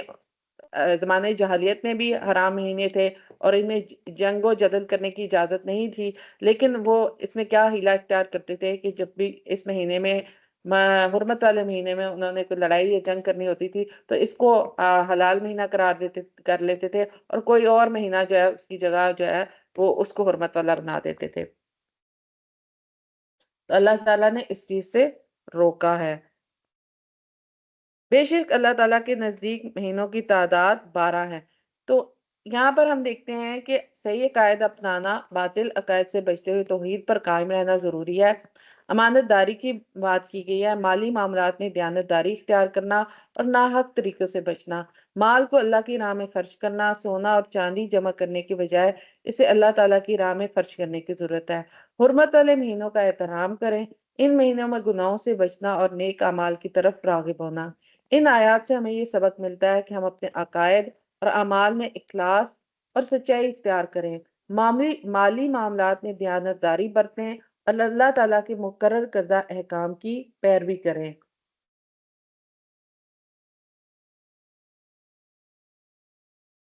آیت نمبر 37 ہے،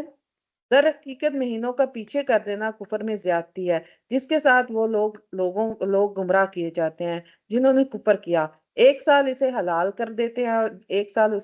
اس کو حرام کر دیتے ہیں، تاکہ اللہ تعالیٰ نے جو حرام کیا ہے اس کی تعداد پوری کریں، پھر جسے اللہ تعالیٰ نے حرام کیا اسے حلال کر لیں۔ ان کے برے اعمال ان کے لیے خوشنما بنا دیے گئے ہیں اور اللہ تعالیٰ کافروں کو ہدایت نہیں دیتا۔ مشرکین حرمت والے مہینوں کی تقدیم اور تاخیر کر کے اللہ تعالیٰ کے احکام میں تحریف کرتے تھے، جو کفر میں اضافہ ہے۔ توحید پر مضبوطی اختیار کریں، اللہ تعالیٰ کی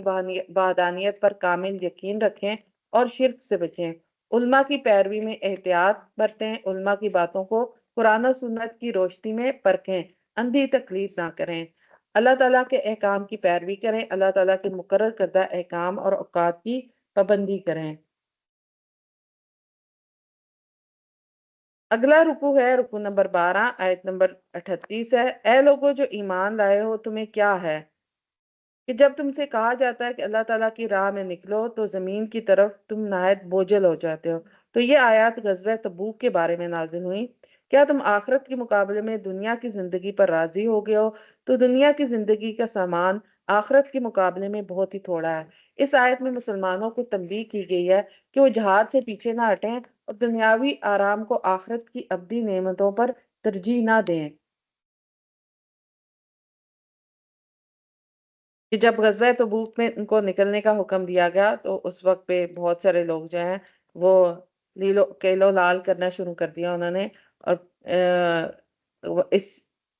مخمصے میں پڑ گئے کہ نکلیں یا نہ نکلیں، تو اس پر ان کو تنبیہ کی گئی ہے۔ اگر تم نہ نکلو گے تو وہ تمہیں دردناک عذاب دے گا اور تمہارے علاوہ دوسرے لوگوں کو بدل کر لے گا آئے گا، اور تم اس کا کچھ بھی نقصان نہ کرو گے، اور اللہ تعالیٰ ہر چیز پر پوری طرح قدرت رکھنے والا ہے۔ اللہ تعالیٰ مسلمانوں کو خبردار کرتا ہے کہ جہاد سے پیچھے رہنے پر انہیں عذاب دیا جائے گا اور ان کی جگہ دوسری قوم لائی جائے گی جو اللہ تعالیٰ کے احکام کی پیروی کرے گی۔ کہ نبی صلی اللہ علیہ وسلم نے کال دی تھی جہاد کے لیے نکلنے کے لیے، اور یہ کال سب کے لیے تھی اس موقع پر۔ آیت نمبر 40 ہے، رسول اللہ صلی اللہ علیہ وسلم کی نصرت کا ذکر کیا گیا ہے۔ اگر تم اس پیغمبر کی مدد نہ کرو تو یقیناً اللہ تعالیٰ نے اس کی مدد کی جب اسے ان دو لوگوں نے نکال دیا تھا جنہوں نے کفر کیا، جبکہ وہ دو میں سے دوسرا تھا، جب وہ دونوں غار میں تھے، جب وہ اپنے ساتھی سے کہہ رہا تھا غم نہ کرو، یقیناً اللہ تعالیٰ ہمارے ساتھ ہے۔ تو اللہ تعالیٰ نے اس پر اپنی سکینت نازل کی اور اس کو اپنے ایسے لشکروں کے ساتھ قوت دی جن کو تم نے نہیں دیکھا، اور ان لوگوں کی بات نیچی کر دی جنہوں نے کفر کیا، اور اللہ تعالیٰ کی بات ہی سب سے اونچی ہے، اور اللہ تعالیٰ سب پر غالب کمال حکمت والا ہے۔ اس آیت میں جو بیان ہو رہا ہے واقعہ سور بتایا گیا کہ جب رسول اللہ صلی اللہ علیہ وسلم اور سیدنا ابوبکر صدیق نے ہجرت کی تو اس دوران انہوں نے وہاں پناہ لی تھی، تو اس طرح سے اللہ تعالیٰ نے اپنی مدد اور سکینت نازل فرمائی اور دشمنوں کے منصوبوں کو انہوں نے ناکام کر دیا۔ سیدنا انس بن مالک سے روایت ہے، وہ کہتے ہیں کہ ابو بکر صدیق نے مجھے کہا کہ میں غار سور میں نبی صلی اللہ علیہ وسلم کے ساتھ تھا، میں نے اور کافر ہمارے تعاقب میں ہم تک پہنچ گئے، میں نے کافروں کے پاؤں دیکھے، وہ ہمارے سر پر کھڑے تھے۔ تو صدیق اکبر گھبرا گئے، یہ تو رسول اللہ صلی اللہ علیہ وسلم سے انہوں نے کہا کہ اگر ان میں سے کسی نے ذرا سے بھی قدم اٹھائے تو ہمیں دیکھ لیں گے۔ آپ صلی اللہ علیہ وسلم نے فرمایا، آپ کیا سمجھتے ہو ان دو آدمیوں کا جن کے ساتھ تیسرا اللہ تعالیٰ ہو؟ تو یہاں پر اس آیت میں اسی بات کو اللہ تعالیٰ نے دہرایا۔ آیت نمبر 41 ہے، اللہ تعالیٰ کی راہ میں نکلو، ہلکے ہو یا بوجھل، اور اپنے مالوں اور جانوں کے ساتھ اللہ تعالیٰ کی راہ میں جہاد کرو، یہ تمہارے لیے بہتر ہے اگر تم جانتے ہو۔ تو مسلمانوں کو ہر حال میں، چاہے مشکل ہو یا آسانی، اللہ تعالیٰ کی راہ میں جہاد کے لیے نکلنے کا حکم دیا گیا ہے، کہ اللہ کی راہ میں نکلنے میں چاہے مشکل بھی پیش آ رہی ہو اور اس میں تنگی بھی دل کی آ رہی ہو، تو اس تنگی کو دور کرنے کے لیے اللہ تعالیٰ سے دعا کرو اور اللہ کی راہ میں نکلو۔ آیت نمبر 42 ہے، اگر جلدی ملنے والا مال اور درمیانہ سفر ہوتا تو وہ ضرور آپ کے پیچھے جاتے، لیکن مسافت انہیں دور معلوم ہوئی، اور عنقریب وہ اللہ تعالیٰ کی قسمیں کھائیں گے کہ اگر ہم استطاعت رکھتے تو ہم ضرور تمہارے ساتھ نکلتے۔ وہ اپنی جانوں کو ہلاک کر رہے ہیں اور اللہ تعالیٰ جانتا ہے کہ وہ ضرور بلا شبہ جھوٹے ہیں۔ تو منافقین کی عادت تھی کہ وہ جہاد سے بچنے کے لیے بہانے بناتے تھے اور جھوٹی قسمیں کھاتے تھے تاکہ مسلمانوں میں شامل نظر آئیں۔ تو یہاں اللہ تعالیٰ نے ان کے فطرت کو کھول کر بیان کر دیا کہ وہ اس قسم کی جو ہے باتیں کریں گے اور بہانے بنائیں گے کہ اور اگر مسافت جو ہے قریب ہوتی، کیونکہ تبوک کا سفر ایک طویل لمبا سفر تھا اور جو اس وقت کی سپر پاور تھی روم کی پاور، اس کے ساتھ ٹکراؤ ہونا تھا، جو اس وجہ سے، اور پھر موقع بھی ایسا تھا، گرمی کی شدت تھی، شدید ترین گرمی کی حالت تھی، اور فصلیں پک کر تیار تھیں، یہ ساری چیزیں ان کے لیے آزمائش تھیں۔ تو اس میں وہ جو منافق تھا تو وہ تو رک گیا اور اس کا نکلنا مشکل ہو گیا، جو خالص مومن تھے وہی اللہ تعالیٰ کی راہ کے لیے نکل سکے۔ آیت نمبر 43 ہے، نبی صلی اللہ علیہ وسلم کی معافی اور منافقین کی اجازت طلبی کا بیان ہے۔ رکو نمبر 13 ہے، یہاں سے اللہ تعالیٰ نے آپ کو معاف فرما دیا، آپ نے کیوں انہیں اجازت دے دی، یعنی منافقوں کو، یہاں تک کہ آپ کے لیے وہ لوگ بات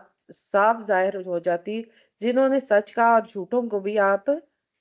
جان لیتے۔ اس آیت میں نبی صلی اللہ علیہ وسلم کو منافقین کی اجازت طلبی پر غور کرنے کی تلقین کی گئی ہے تاکہ سچے اور جھوٹے واضح ہوں، کیونکہ جب نبی صلی اللہ علیہ وسلم نے غزوہ تبوک کے موقع پر کال دی جہاد کے لیے، تو منافقین آپ کے پاس آ کر حاضر ہوتے تھے اور اس طرح طرح کے بہانے کرتے تھے پیچھے رہنے کی، تو رسول اللہ صلی اللہ علیہ وسلم ان سے کوئی دوسری بات نہیں کرتے تھے، ان کو اجازت دے دیتے تھے۔ تو اس پر اللہ رب العزت نے یہ بات کہی کہ آپ اپنی نرم دلی کی وجہ سے آپ نے ان کو اجازت دے دی، تو ان کا قول آپ کے سامنے کھل جاتا مزید اگر آپ ان کو اجازت نہ دیتے تو۔ مخلص مومنین کی جہاد میں شرکت کا بیان ہے آیت نمبر 44 میں، جو لوگ اللہ تعالیٰ اور آخرت کے دن پر ایمان رکھتے ہیں وہ آپ سے اجازت مانگتے ہیں اس سے کہ وہ اپنے مالوں اور اپنی جانوں سے جہاد کریں، اور اللہ تعالیٰ متقیوں کو خوب جاننے والا ہے۔ تو اللہ رب العزت نے مخلص مومنین کی جہاد میں شرکت کے لیے پرعزم ہونے کا بیان کیا ہے کہ انہیں اجازت کی ضرورت نہیں ہوتی ہے، وہ آگے بڑھ چڑھ کر حصہ لیتے ہیں۔ آیت نمبر 45 سے 46 میں منافقین کے بہانوں کے بعد پھر سے کی گئی ہے، آپ سے اجازت وہی مانگتے ہیں جو اللہ تعالیٰ اور آخرت کے دن پر ایمان نہیں رکھتے اور ان کے دل میں شک میں پڑے ہوئے ہیں، چنانچہ وہ اپنے شک پہ تردد کر رہے ہیں، اور اگر وہ نکلنے کا ارادہ رکھتے تو اس کے لیے ضرور کچھ سامان تیار کرتے، لیکن اللہ تعالیٰ نے ان کا اٹھنا ہی ناپسند کیا، اس نے انہیں روک دیا اور کہہ دیا کہ بیٹھنے والوں کے ساتھ بیٹھے رہو۔ تو منافقین کے دل میں شک ہوتا ہے جس کی وجہ سے وہ جہاد سے کتراتے ہیں، پیچھے رہتے ہیں، تو اللہ رب العزت نے ان کی کیفیت کا یہاں بیان کیا ہے۔ رسول اللہ صلی اللہ علیہ وسلم نے فرمایا، جو مر گیا اس حال میں کہ اس نے نہ جہاد کیا اور نہ جہاد کا خیال تک اس کے ذہن میں آیا، تو وہ نفاق کے ایک شعبے پر مرا۔ آیت نمبر 47 ہے، منافقین کی شرکت کا سے اجتناب کا ذکر کیا جا رہا ہے یہاں پر۔ اگر وہ لوگ تمہارے ساتھ نکلتے تو بھی تم میں خرابی کے سوا کسی شے کا اضافہ نہ کرتے، اور تمہارے درمیان ضرور گھوڑے دوڑاتے تم میں فتنہ تلاش کرتے ہوئے، اور تم میں ان کے لیے کان لگا کر سننے والے ہیں، اور اللہ تعالیٰ ظلم کرنے والوں کو خوب جاننے والا ہے۔ اللہ تعالیٰ نے فرمایا کہ اگر منافقین مسلمانوں کے ساتھ نکلتے تو فساد ہی برپا ہوتے کرتے اور مسلمانوں کے درمیان فتنہ انگیزی کرتے۔ منافقین کی شرکت مسلمانوں کے لیے نقصان دہ ہوتی، کیونکہ وہ اندرونی اختلافات اور بدامنی کا باعث بنتے ہیں، دوسروں کو بھی جو ہے وہ انتشار ان کے اندر بھی پیدا کرتے ہیں، دوسروں کو بھی اپنے ساتھ ملانے کی کوشش کرتے ہیں۔ تو ان کا ساتھ جانا، اللہ رب العزت نے کہا کہ وہ بہتر ہی ہے کہ وہ پیچھے ہٹ کے ان کے ساتھ جانے کی وجہ سے فائدہ ہونے کی بجائے نقصان ہی ہونا تھا۔ آیت نمبر 48 ہے، منافقین کی جاسوسی اور فتنہ انگیزی کا بیان ہے۔ بلا شبہ یقیناً اس سے پہلے بھی انہوں نے فتنے میں ڈالنا چاہا اور آپ کے لیے کئی معاملات کو الٹ پلٹ گیا، یہاں تک کہ حق آ گیا اور اللہ تعالیٰ کو حکم غالب ہو گیا، حالانکہ وہ ناپسند کرنے والے تھے۔ منافقین پہلے بھی فتنہ انگیزی کی کوشش کرتے رہے ہیں اور مسلمانوں کے خلاف ہمیشہ سازشیں کرتے رہے ہیں۔ منافقین ہمیشہ مسلمانوں کے درمیان اختلافات پیدا کرنے اور ان کے منصوبوں کو ناکام بنانے کی کوششوں میں لگے رہتے ہیں۔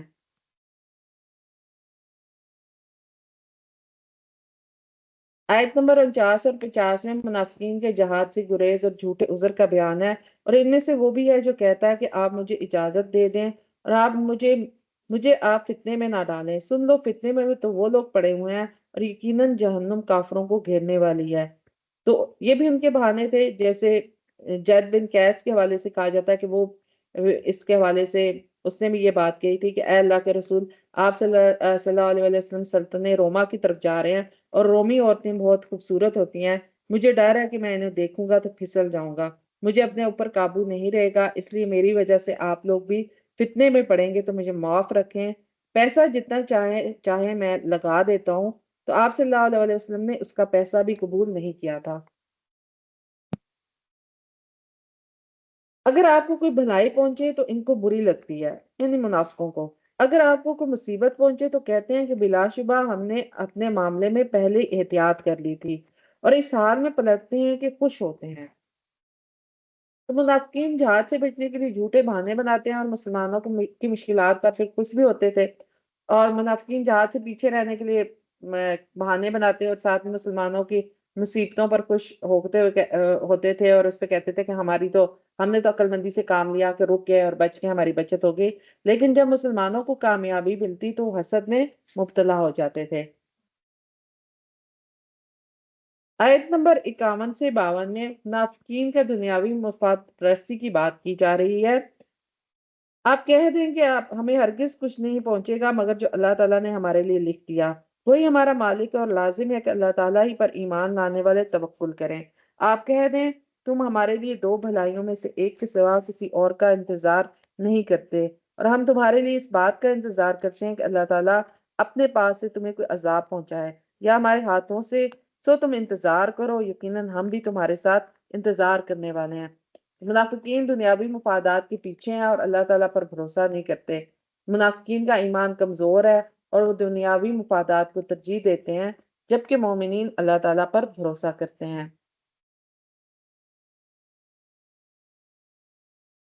آیت نمبر 56 ہے،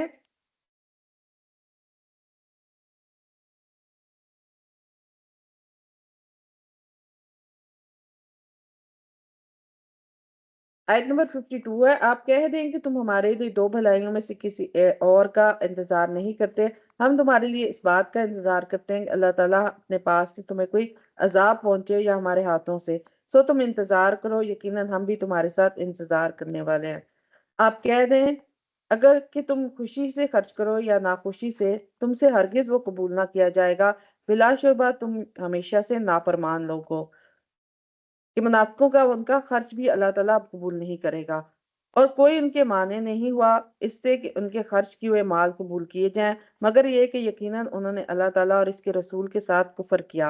اور نماز کو نہیں آتے مگر اس طرح کے سست ہوتے ہیں، اور خرچ نہیں کرتے مگر اس حال میں کہ وہ ناپسند کرنے والے ہوتے ہیں۔ کو خرچ بھی کرتے ہیں تو بڑی مشکل سے، کہ یہ بھی اس کو بھی سمجھتے ہیں کہ یہ بھی ہمیں اب کون سی چٹی پڑ گئی ہے، اس کو اب یہ بھی اب پھر سے ہمیں خرچ کرنا پڑا ہے، پھر نکلنے کی کال آ گئی، اس قسم کی باتیں کرتے ہیں۔ تو ان کی باتوں کی وجہ سے اللہ تعالیٰ نے کہا کہ ان کا مال بھی جو ہے قابل قبول نہیں ہے، اس سے بھی روک دیا گیا کہ وہ نمازیں بھی اس طرح سے ادا کرتے ہیں جس طرح سے سستی اور کاہلی کے ساتھ، صرف دکھانے کے لیے، اپنے آپ کو ظاہر مسلمان کرنے کے لیے۔ رسول اللہ صلی اللہ علیہ وسلم نے فرمایا، منافق بیٹھا سورج کو دیکھتا رہتا ہے یہاں تک کہ جب سورج شیطان کے دو سینگوں کے درمیان آ جاتا ہے، یعنی غروب ہونے لگتا ہے، تو وہ کھڑا ہو کر جلدی جلدی 4 ٹھونگے مار لیتا ہے، اور اس نماز میں اللہ تعالیٰ کو کم ہی یاد کرتا ہے۔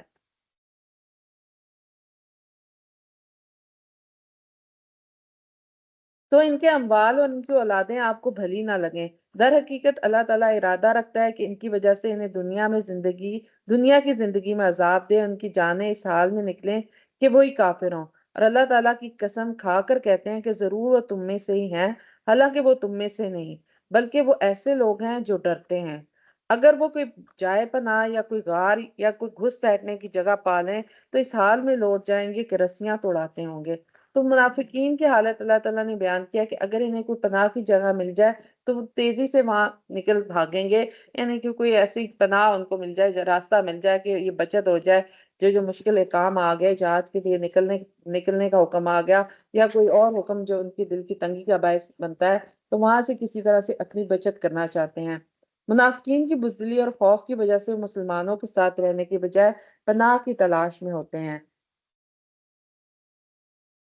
تو ان آیات میں ہم نے دیکھا کیا چیز عمل کی کیا چیز ہے، مخلص ایمان کی بات ہو رہی ہے کہ اللہ تعالیٰ اور اس کے رسول پر سچا ایمان رکھیں اور منافقت سے بچیں، جہاد میں شرکت، اللہ تعالیٰ کی راہ میں جہاد سے پیچھے نہ ہٹیں، اور جھوٹے بہانوں سے پرہیز کریں،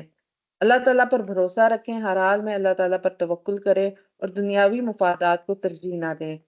فتنہ انگیزی سے اجتناب کریں، مسلمانوں کے درمیان اختلافات پیدا کرنے سے بچیں، اور اتحاد کو فروغ دیں۔ ان آیات میں اللہ تعالیٰ نے منافقین کے رویوں کو واضح کیا تاکہ مسلمان ان سے سبق سیکھیں اور اپنے ایمان کو مضبوط کر سکیں۔ آیت نمبر 58 ہے، اور ان میں سے کوئی ایسا بھی ہے جو صدقات میں آپ پر تان کرتا ہے، اور اگر اس میں سے اس کو دے دیا جائے تو خوش ہو جاتے ہیں، اور اگر اس میں سے نہ دیا جائے تو وہ ناراض ہو جاتے ہیں۔ تو منافقین کا مقصد دنیاوی مفاد ہوتا ہے، اور وہ تقسیم پر اعتراض کرتے ہیں، جیسے ایک شخص نے آ کر رسول اللہ صلی اللہ علیہ وسلم پر سے کہا تھا کہ یا اللہ کے رسول آپ انصاف کیجئے، تو آپ صلی اللہ علیہ وسلم نے فرمایا تھا کہ افسوس، اگر میں ہی نہیں انصاف کروں گا تو پھر کون انصاف کرے گا؟ تو اس پر حضرت عمر رضی اللہ عنہ نے کھڑے ہو کر یہ کہا تھا، کیا اللہ کے رسول مجھے اجازت دیں کہ میں اس کا سر قلم کر دوں؟ آپ صلی اللہ علیہ وسلم نے فرمایا، نہیں، اس کے لیکن اس کے کچھ قبیلے والے ایسے لوگ ہوں گے جو پیدا ہوں گے کہ تم ان کی نمازوں کے مقابلے میں اپنی نماز کو معمولی سمجھو گے، یعنی تمہاری نمازیں تو بڑی سہولت والی ہوں گی، اور ان کے بڑے جو ہیں ان کے روزوں کے مقابلے میں اپنے روزوں کو معمولی سمجھو گے، لیکن وہ دین سے اس طرح سے نکل چکے ہوں گے جیسے تیر شکار سے نکل جاتا ہے۔ آیت نمبر 59 ہے، اور کاش وہ واقعی راضی ہو جاتے اس پر جو اللہ تعالیٰ نے اور اس کے رسول نے انہیں دیا ہے، اور کہتے کہ اللہ تعالیٰ ہمارے لیے کافی ہے، ان قریب اللہ تعالیٰ اپنے فضل سے ہمیں دے گا، اس کا رسول بھی، یقیناً ہم تو اللہ تعالیٰ ہی کی طرف رغبت رکھنے والے ہیں۔ تو اس آیت میں بیان ہوا کہ اللہ اور اس کے رسول پر بھروسہ کرنا اور اس کی تقسیم پر راضی رہنا مومن کا شیوا ہوتا ہے، اور اس پر وہ کسی قسم کا اعتراض نہیں کرتا۔ تو اخلاص اور سچائی کی بات ہو رہی ہے کہ اپنے ایمان میں اخلاص پیدا کریں، اللہ اور رسول کے احکامات پر دل سے عمل کریں، جہاد میں شرکت کریں، اللہ تعالیٰ کے راستے میں جان و مال سے جہاد کے لیے تیار رہیں اور اس میں سستی نہ کریں۔ آیت نمبر 60 ہے، رکو نمبر 14 کا یہاں سے آغاز ہو رہا ہے، صدقات کی تقسیم کا یہاں بات ہو رہی ہے، یہاں یعنی کہ زکوٰۃ کے مدات بیان کی گئی ہیں آیت نمبر 60 میں۔ بلا شبہ صدقات تو فقیروں اور مسکینوں اور ان کام کرنے والوں کے لیے ہیں، اور ان کے لیے جن کے دلوں میں الفت ڈالنی مقصود ہو، اور گردنوں کو چڑھانے میں اور تاوان بھرنے والوں میں، اور اللہ تعالیٰ کی راہ میں اور مسافروں کے لیے ہیں، اور اللہ تعالیٰ کی طرف سے فرض ہے، اور اللہ تعالیٰ سب کچھ جاننے والا، کمال حکمت والا ہے۔ تو اللہ تعالیٰ نے زکوٰۃ کے 8 مصارف مقرر کیے ہیں۔ فقراء یعنی وہ لوگ جن کے پاس کچھ نہ ہو یا بہت ہی کم ہو اپنی ضروریات پورا کرنے کے لیے، ان کو زکوٰۃ دی جا سکتی ہے۔ پھر دوسرا مصرف مساکین ہے، وہ لوگ جن کے پاس کچھ ہو مگر ضرورت سے کم ہو۔ پھر عاملین زکوٰۃ کی وصولی پر تقسیم جو معمور افراد ہوتے ہیں،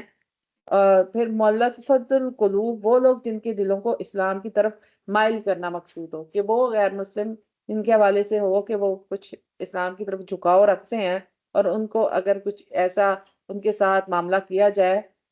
نرمی کا، تو وہ اسلام قبول کر لیں گے۔ پھر رکاب یعنی غلاموں کی آزادی کے لیے، غارمین قرض داروں کی مدد کے لیے، فی سبیل اللہ اللہ تعالیٰ کے راستے میں جہاد کرنے والوں کے لیے، ابن سبیل مسافروں کی مدد کرنے والوں کے لیے۔ تو یہ زکوٰۃ کی مدات اللہ رب العزت نے اس آیت میں بیان کی۔ اس آیت میں اللہ تعالیٰ نے زکوٰۃ کے مستحقین کو تفصیل سے بیان کیا ہے تاکہ صدقات صحیح مصرف میں خرچ ہوں۔ تو ان میں سے 8 مصرفات میں سے کسی ایک پر بھی کر سکتے ہیں، یا 8 میں سے بھی کسی میں تقسیم کر کے بھی کر سکتے ہیں، ایک سے زیادہ میں بھی۔ آیت نمبر 61 ہے، اور ان میں سے بعض لوگ نبی کو ایذا دیتے ہیں اور کہتے ہیں کہ وہ شخص کانوں کا کچا ہے، آپ کہہ دیں کہ وہ تمہاری بھلائی کے لیے کانوں کا کچا ہے۔ اور اللہ تعالیٰ پر ایمان لاتا ہے اور مومنوں کے لیے یقین رکھتا ہے، اور وہ ان کے لیے ایک رحمت ہے جو تم میں سے ایمان لائے۔ اور جو لوگ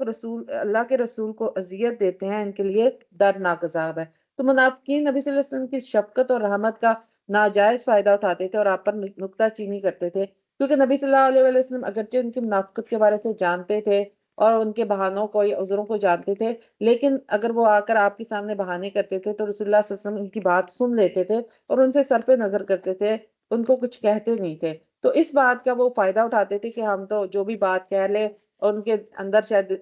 ذہن میں یہ سمجھتے تھے، اس گمان کا شکار ہوتے تھے کہ اللہ کے رسول کو تو جو بات بھی کہہ دی جائے وہ بات سن لیتے ہیں اور مان لیتے ہیں۔ آیت نمبر 62 ہے، نبی صلی اللہ علیہ وسلم کی اطاعت اور اللہ تعالیٰ کی رضا کی بات ہو رہی ہے۔ اور وہ تمہارے لیے اللہ تعالیٰ کی قسمیں کھاتے ہیں تاکہ تمہیں خوش کریں، حالانکہ اللہ تعالیٰ اور اس کا رسول زیادہ حقدار ہیں کہ انہیں خوش کریں، اور اگر وہ ایمان لانے والے ہوں۔ تو منافقین ظاہری طور پہ مومنین کو راضی کرنے کی کوشش کرتے ہیں، لیکن ان کے دل کے اندر اخلاص نہیں ہوتا ہے۔ آیت نمبر 63 سے 66 میں منافقین کی قسمیں اور ان کا انجام بیان کیا گیا ہے۔ کیا انہوں نے نہیں جانا کہ یقیناً وہ جو اللہ تعالیٰ اور اس کے رسول کا مقابلہ کرے تو بلا شبہ اس کے لیے جہنم کی آگ ہے، اس میں وہ ہمیشہ رہنے والا ہے، اور یہ بہت بڑی رسوائی ہے۔ منافق ڈرتے ہیں کہ مسلمانوں پر کوئی صورت نہ نازل کر دی جائے جو انہیں وہ باتیں بتا دے جو ان کے دلوں میں ہیں۔ آپ کہہ دیں تم مذاق اڑاؤ، اللہ تعالیٰ یقیناً وہ باتیں نکالنے والا ہے جن سے وہ ڈرتے ہیں۔ اور یقیناً اگر آپ ان سے پوچھیں تو وہ ضرور کہیں گے کہ در حقیقت بس یوں ہی ہم ہنس بول رہے تھے اور دل لگی کر رہے تھے۔ آپ کہہ دیں کہ کیا تم اللہ تعالیٰ سے اور اس کی آیات سے اور اس کے رسول سے مذاق کر رہے تھے؟ بہانے مت بناؤ، بلا شبہ تم نے اپنے ایمان کے بعد کفر کیا۔ اگر ہم تم میں سے ایک گروہ کو معاف کر دیں تو ایک گروہ کو ہم ضرور عذاب دیں گے، اس وجہ سے کہ یقیناً وہ مجرم تھے۔ منافقین کی حرکات ان کے دلوں کی بیماری کو ظاہر کرتی ہیں کہ اور اللہ تعالیٰ نے پھر ان کے لیے عذاب کی دردناک عذاب کی وعید دی ہے کہ یہ ساری حرکات ان کے لیے اپنے ہی نقصان کا باعث بننے والی ہیں، لیکن اس کا وہ شعور نہیں رکھتے۔ تو ان آیات میں ہم نے اس رکوع کے اندر دیکھا اور ہماری عمل کی کیا چیزیں ہیں کہ زکوٰۃ کی صحیح تقسیم کریں، زکوٰۃ کو ان مصارف میں خرچ کریں جو اللہ تعالیٰ نے مقرر کیے ہیں تاکہ معاشرے میں عدل و انصاف قائم ہو، نبی صلی اللہ علیہ وسلم کی عزت و احترام کریں، نبی صلی اللہ علیہ وسلم کی ذات پر کوئی طعنہ زنی یا نکتہ چینی ناقابل قبول ہے اور ایمان کے منافی ہے۔ اخلاص اور سچائی کو اپنائیں، اللہ اور اس کے رسول کی رضا کو مقدم رکھیں اور منافقت سے بچیں۔ قسموں میں احتیاط کریں، بلا ضرورت قسمیں کھانے سے پرہیز کریں اور اپنی باتوں میں سچائی اور اخلاص کو ملحوظ رکھیں۔ آیت نمبر 67 میں منافق مردوں اور عورتوں کی خصوصیات بیان کی گئی ہیں، اور اگلا رکوع یہاں سے شروع ہو رہا ہے، پارے کا 15واں رکوع ہے۔ منافق مرد اور منافق عورتیں ایک دوسرے میں سے ہیں، وہ برائی کا حکم دیتے ہیں اور بھلائی سے منع کرتے ہیں اور اپنے ہاتھ بند رکھتے ہیں۔ وہ بھول گئے اللہ تعالیٰ کو تو اس نے بھی انہیں بھلا دیا، اور یقیناً منافق ہی نافرمان ہے۔ اللہ تعالیٰ فرماتا ہے کہ منافق مرد اور عورتیں ایک دوسرے کے ہم جنس ہیں، برائی کا حکم دیتے ہیں، نیکی سے روکتے ہیں، اللہ کی راہ میں خرچ کرنے سے گریز کرتے ہیں۔ رسول اللہ صلی اللہ علیہ وسلم نے فرمایا، حضرت ابو ہریرہ سے روایت ہے، منافق کی 3 نشانیاں ہیں: جب بات کرے تو جھوٹ بولے، جب وعدہ کرے تو خلاف ورزی کرے، جب امانت دی جائے تو خیانت کرے۔ تو منافقین کی یہ خصوصیات ان کے دلوں کی بیماری اور ایمان کی کمی کو ظاہر کرتی ہیں۔ اگلی آیت ہے آیت نمبر 68۔ اللہ تعالیٰ نے منافق مردوں اور منافق عورتوں اور کافروں سے دوزخ کی آگ کا وعدہ کیا ہے، اس میں وہ ہمیشہ رہنے والے ہیں، اور وہی انہیں کافی ہے، اور ان پر اللہ تعالیٰ نے لعنت کی ہے اور ان کے لیے ہمیشہ رہنے والا عذاب ہے۔ تو اللہ تعالیٰ نے منافق مردوں اور منافق عورتوں کے لیے جہنم کے آگ کا وعدہ کیا ہے۔ یہ عذاب ان کے برے اعمال اور نفاق کی سزا کے طور پر ہوگا۔ آیت نمبر 69 میں پچھلی قوم کی مثال دی گئی ہے۔ ان لوگوں کی طرح جو تم میں سے پہلے تھے، وہ قوت میں تم سے زیادہ سخت اور اموال اور اولاد میں بہت زیادہ تھے، سو انہوں نے اپنے حصے سے فائدہ اٹھایا، پھر تم نے بھی اپنے حصے سے فائدہ اٹھایا، جیسا کہ تم سے پہلے لوگوں نے اپنے حصے سے فائدہ اٹھایا، اور تم نے فضول باتیں کی جس طرح انہوں نے فضول باتیں کی۔ یہی لوگ ہیں جن کے اعمال دنیا اور آخرت میں ضائع ہو گئے، اور یہی لوگ خسارہ اٹھانے والے ہیں۔ تو اللہ تعالیٰ نے پچھلی قوموں کی مثال دی ہے جو ان سے زیادہ طاقتور اور مال و اولاد میں کہیں زیادہ تھیں، لیکن انہوں نے اپنے حصے سے فائدہ اٹھایا اور آخرکار ہلاک ہو گئے، یعنی دنیا کا جو فائدہ تھا اس تو انہوں نے مل گیا ان کو، لیکن اس کے بعد ان کو اللہ تعالیٰ نے عذاب سے دوچار کیا۔ یہ آیت مسلمانوں کو تنبیہ کرتی ہے کہ وہ پچھلی قوموں کی غلطیوں سے سبق سیکھیں اور ان کے راستے پر نہ چلیں۔ آیت نمبر 70 ہے۔ کیا ان کے پاس ان لوگوں کی خبر نہیں آئی جو ان سے پہلے تھے، نوح کی قوم اور عاد اور سمود اور ابراہیم کی قوم اور مدین والے اور الٹی ہوئی بستیوں والے؟ ان کے پاس ان کے رسول واضح دلائل لے کر آئے، تو ایسا نہ تھا کہ اللہ تعالیٰ ان پر ظلم کرتا، لیکن وہ اپنی جانوں پر خود ظلم کرتے تھے۔ اور مومن مرد اور مومن عورتیں ایک دوسرے کے دوست ہیں، وہ نیکی کا حکم دیتے ہیں اور برائی سے روکتے ہیں، اور نماز قائم کرتے ہیں اور زکوٰۃ دیتے ہیں، اور اللہ تعالیٰ اور اس کے رسول کی اطاعت کرتے ہیں۔ یہی لوگ ہیں جن پر اللہ تعالیٰ ضرور رحم کرے گا، یقیناً اللہ تعالیٰ سب پر غالب کمال حکمت والا ہے۔ تو مومنین کی خصوصیات ان کے ایمان کی مضبوطی اور اعمال صالح کی عکاسی کرتی ہیں۔ حضرت عبداللہ بن مسعود رضی اللہ عنہ سے روایت ہے، نبی کریم صلی اللہ علیہ وسلم نے فرمایا، تم میں سے جو شخص برائی دیکھے تو اسے اپنے ہاتھ سے روکے، اگر اس کی استطاعت نہ ہو تو زبان سے روکے، اگر اس کی بھی استطاعت نہ ہو تو دل سے برا سمجھے، اور یہ ایمان کا کمزور ترین درجہ ہے۔ تو اللہ رب العزت نے آیت نمبر 71 کے اندر یہاں خصوصیات بیان کیا مومن مردوں اور مومن عورتوں کی، اور یہ 4 خصوصیات ہیں: نیکی کا حکم دینا، امر بالمعروف، پھر نہی عن المنکر، برائی سے روکنا، پھر نماز کو قائم کرنا، زکوٰۃ ادا کرنا، اور پھر اسی طرح سے اللہ تعالیٰ اور اس کے رسول کی اطاعت کرنا۔ اور اس کے پھر نتیجے کے طور پر ان نیک اعمال کے نتیجے پر اللہ تعالیٰ نے ان کو بشارت دی کہ اللہ تعالیٰ ان پر رحم کرے گا، ان پر اپنی رحمت کا نزول فرمائے گا۔ آیت نمبر 72 ہے۔ اللہ تعالیٰ نے مومن مردوں اور مومن عورتوں سے باغات کا وعدہ کیا ہے جن کے نیچے سے نہریں بہتی ہیں، ان میں ہمیشہ رہنے والے ہیں، اور پاکیزہ رہائش گاہوں کا جو ہمیشگی کے باغوں میں ہوں گی، اور اللہ تعالیٰ کی تھوڑی سی رضامندی سب سے بڑی، یہی بہت بڑی کامیابی ہے۔ یہ آیت مومنین کے لیے اللہ تعالیٰ کی رضا اور جنت کی نعمتوں کی بشارت دیتی ہے۔ تو اس رکوع کے اندر جو عملی نکات ہیں وہ کیا ہے ہمارے عمل کے لیے؟ نیکی کا حکم اور برائی سے روکنا، اپنے معاشرے میں نیکی کو فروغ دیں اور برائی سے بچیں، جہاں تک اپنا کردار ہو سکتا ہے ادا کریں،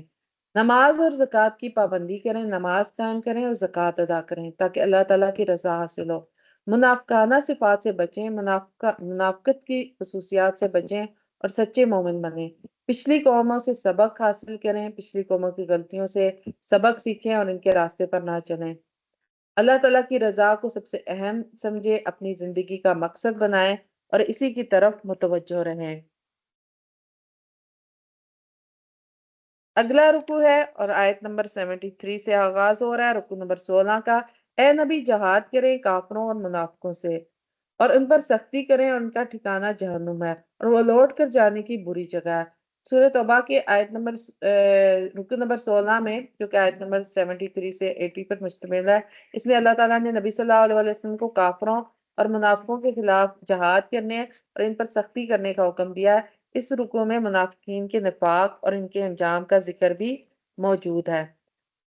اس آیت میں نبی کریم صلی اللہ علیہ وسلم کو حکم دیا گیا ہے کہ وہ کافروں سے تلوار کے ساتھ اور منافقوں سے زبان کے ساتھ جہاد کریں اور ان دونوں جماعتوں پر قول و عمل کے ساتھ سختی کریں۔ آیت نمبر 74 ہے، منافقین کی جھوٹی قسمیں اور ان کے دلوں کی بیماری کا بیان ہے۔ وہ اللہ تعالیٰ کی قسم کھاتے ہیں کہ انہوں نے بات نہیں کی، حالانکہ بلا شبہ انہوں نے کافرانہ بات کی ہے، اور اپنے اسلام کے بعد انہوں نے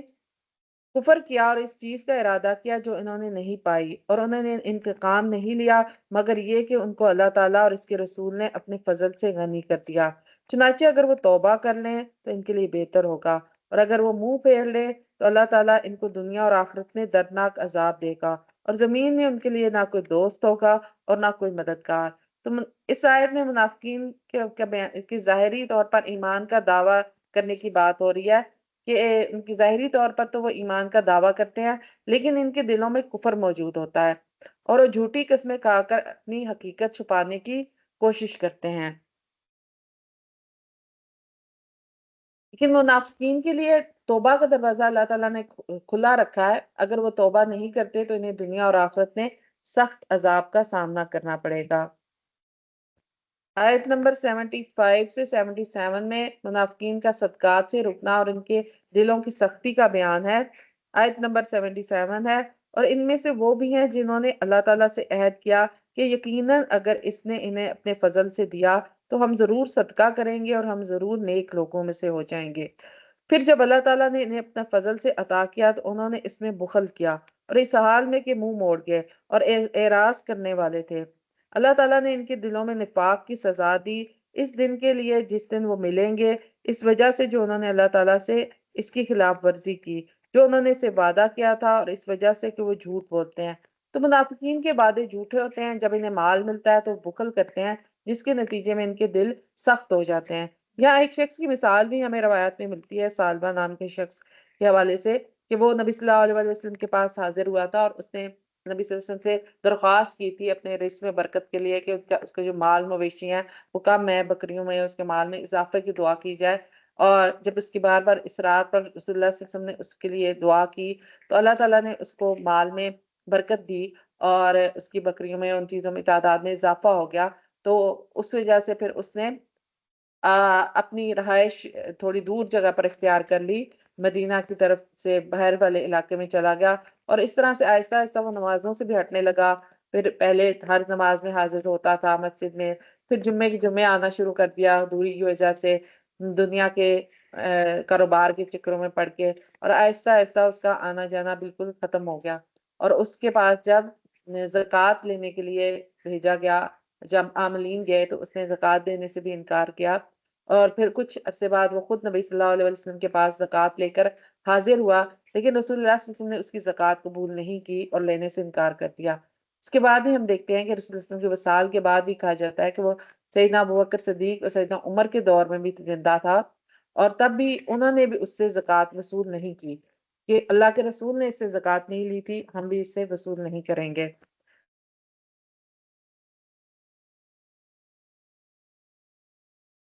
آیت نمبر 78 ہے، کیا وہ نہیں جانتے کہ یقیناً ان کے راز ان کی سرگوشیاں تک اللہ تعالیٰ جانتا ہے، یقیناً اللہ تعالیٰ سب عیبوں کو خوب جاننے والا ہے۔ جو لوگ خوش دلی سے حصہ لیتے ہیں لینے والے مومنوں پر ان کے صدقات کے بارے میں تان کرتے ہیں، اور ان پر بھی جو اپنی محنت کے سوا کچھ نہیں پاتے، سو وہ ان سے مذاق کرتے ہیں، اللہ تعالیٰ نے ان سے مذاق کیا اور ان کے لیے دردناک عذاب ہے۔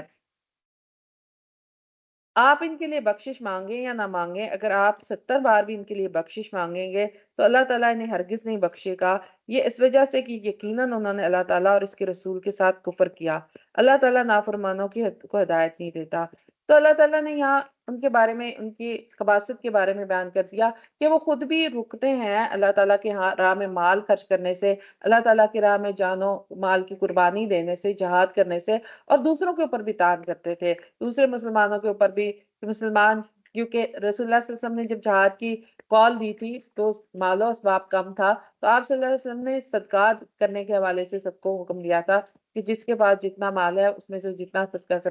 کر سکتا ہے تو لے کر، تو ہر کسی نے اپنی استطاعت کے مطابق کیا، کسی نے زیادہ کیا، کسی نے کم کیا۔ جو مخلص مسلمان تھے وہ تھوڑی تھوڑی کچھ چیز لے کر آتے تھے، تو منافقین اس کے اوپر ان کو تان کرتے ہوئے کہتے تھے کہ یہ دیکھو یہ اتنی سی مٹھی بھر کھجوریں لے کر یا اتنا سا مال لے کر جو ہے یہ دیکھو روما کی سلطنت کو فتح کرنے جا رہے ہیں، اور یہ اس قسم کی چیزوں سے کیا ہوگا، ایسی باتیں کرتے تھے۔ اس پر اللہ تعالیٰ نے سختی سے تنبیہ کیا کہ وہ کس قسم کی باتیں کرتے ہیں، اور دوسروں کو بھی، خود بھی رکتے ہیں اور دوسروں کو بھی روکتے ہیں ان کاموں سے، اور یہ اپنے لیے سوائے گناہ کے اور کچھ نہیں کر رہے۔ اللہ رب العزت نے آیت نمبر 80 میں کہہ دیا کہ اگر آپ ان کے لیے 70 بار بھی بخشش مانگیں گے تو اللہ تعالیٰ ان کو نہیں بخشے گا۔ منافقین کے نفاق اور کفر کی وجہ سے ان کے لیے مغفرت کے دروازے بند ہیں، اور نبی صلی اللہ علیہ وسلم کی دعا بھی ان کے لیے مفید نہیں ہوگی۔ کہا جاتا ہے کہ ابن عمر کہتے ہیں کہ جب عبداللہ بن ابی منافق، جو منافقوں کا سردار تھا، اس کا انتقال ہوا تو اس کا جو بیٹا تھا، ان کا نام بھی عبداللہ تھا، اور وہ پختہ مسلمان تھے۔ رسول اللہ صلی اللہ علیہ وسلم کی خدمت میں حاضر ہوئے، عرض کرنے لگے کہ یا رسول اللہ، آپ میرے والد کے لیے اگر اپنی قمیض عنایت کرتے ہیں، یعنی کہ وہ تو پھر ان کے لیے شاید بخشش کا کوئی ذریعہ ہو جائے۔ آپ صلی اللہ علیہ وسلم نے اپنی قمیض ان کو عطا کر دی، اور اسی طرح سے آپ صلی اللہ علیہ وسلم سے انہوں نے نماز جنازہ کی میں کروانے کے لیے بھی درخواست کی، تو رسول اللہ صلی اللہ علیہ وسلم نے ان کا لیے نماز جنازہ پڑھا۔ اس پر حضرت عمر رضی اللہ عنہ نے رسول اللہ صلی اللہ علیہ وسلم کا ہاتھ پکڑ کے کہا کہ یا رسول اللہ، اللہ تعالیٰ نے تو آپ کو منع فرمایا ہے اور کہا ہے کہ اگر آپ 70 بار بھی ان کے لیے بخشش مانگیں گے تو اللہ تعالیٰ ان کو ہرگز نہیں بخشے گا۔ رسول اللہ صلی اللہ علیہ وسلم نے فرمایا کہ میں اس کے لیے 70 بار سے زیادہ بھی بخشش کی دعا کروں گا۔ تو لیکن اس کے بعد ہم دیکھتے ہیں کہ آگے آیت نمبر جا کر 86 میں آ کر پھر اللہ تعالیٰ نے واضح حکم دے دیا کہ آپ ان کے لیے نماز جنازہ نہیں ادا کریں گے، نہ ان کی قبر پر کھڑے ہوں گے۔ اگلا رکوع ہے، رکوع نمبر 17 ہے، اور اس کے حوالے سے ہم دیکھتے ہیں اللہ رب العزت نے بیان کیا، پیچھے چھوڑ دیے گئے لوگ اللہ تعالیٰ کے رسول کے پیچھے اپنے بیٹھنے کی وجہ سے خوش ہو گئے، اور انہوں نے ناپسند کیا کہ وہ اللہ تعالیٰ کی راہ میں اپنے مالوں اور اپنی جانوں کے ساتھ جہاد کریں، اور انہوں نے کہا گرمی میں نہ نکلو، آپ کہہ دیں کہ جہنم کی گرمی آگ گرمی میں اس سے کہیں زیادہ سخت ہے، کاش وہ سمجھتے۔ تو اس سے پچھلے رکوع میں ہم نے جو چیزیں دیکھی ہیں اس کے عملی نکات دیکھ لیتے ہیں۔ نفاق سے بچنے کی ضرورت ہے، اپنے ایمان کو مضبوط کریں اور دل سے اللہ اور اس کے رسول پر ایمان لائیں۔ صدقات اور خیرات میں اخلاص سے کام لیں، اللہ کے دیے ہوئے مال میں سے اس کی راہ میں خرچ کریں، اور بخل سے بچیں۔ اللہ کے کیے گئے وعدوں کی پاسداری کریں، اللہ تعالیٰ کے کیے گئے وعدوں کو پورا کریں اور ان میں خیانت نہ کریں۔ منافقین کی صفات سے پرہیز کریں، جھوٹی قسمیں کھانے اور دل میں کفر چھپانے جیسی منافقت سے بچیں۔ توبہ کی اہمیت کا بیان ہے، گناہوں سے توبہ کریں اور اللہ کی رحمت کے طلبگار ہیں، کیونکہ توبہ کرنے والوں کے لیے اللہ کی رحمت وسیع ہے۔ آیت نمبر 81 میں ہم نے دیکھا منافقین نے جہاد سے پیچھے رہنے کے لیے گرمی کا بہانہ بنایا، حالانکہ جہنم کی آگ اس سے کہیں زیادہ گرم ہے۔ تو سخت گرمی کی شدت کا مہینہ تھا وہ، یہاں پر ان کا یہ بھی ایک وہ تھا کہ گرمی بڑی ہے اور بڑا ہمارے لیے جانا مشکل ہے، تو ان کے نفاق کی وجہ سے یہ ان کے بہانے تھے۔ آیت نمبر 82 ہے، بس لازم ہے کہ وہ ہنسیں بہت کم اور روئیں بہت زیادہ، اس کے بدلے میں وہ کماتے رہے ہیں۔ منافقین کو اپنی غلطیوں پر نادم ہونا چاہیے اور اللہ تعالیٰ سے معافی طلب کرنی چاہیے۔ اللہ رب العزت نے یہاں ان کو اس پر تنبیہ کیا ہے۔ آیت نمبر 83 سے 85 میں منافقین کے لیے عذاب کی بشارت ہے۔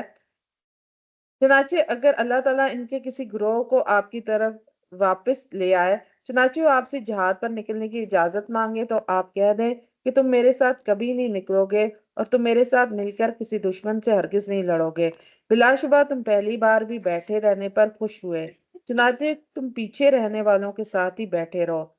اور ان میں سے جو کوئی مر جائے تو تم اس کی نماز جنازہ کبھی نہ پڑھنا اور نہ ہی اس کی قبر پر کھڑے ہونا، یقیناً انہوں نے اللہ تعالیٰ اور اس کے رسول کے ساتھ کفر کیا، وہ اس حال میں مرے کہ وہ نافرمان تھے، اور ان کے مال اور ان کی اولاد آپ کو بھلے نہ لگیں، یقیناً اللہ تعالیٰ ارادہ رکھتا ہے کہ ان کے ذریعے انہیں دنیا میں سزا دے اور ان کی جانیں اس حال میں نکلیں کہ وہ کافر ہوں۔ تو منافقین کے لیے مغفرت کے دروازے بند کر دیے گئے، ان کے لیے دنیا اور آخرت میں عذاب مقرر کیا۔ اللہ رب العزت نے اب کہہ دیا کہ اب جیسے رسول اللہ صلی اللہ علیہ وسلم نے عبداللہ بن ابی کے تو نماز جنازہ پڑھائی تھی، لیکن اس کے بعد اللہ رب العزت نے روک دیا کہ کسی منافق کی آپ نماز جنازہ نہیں پڑھائیں گے، اس کے لیے دعا نہیں کریں گے۔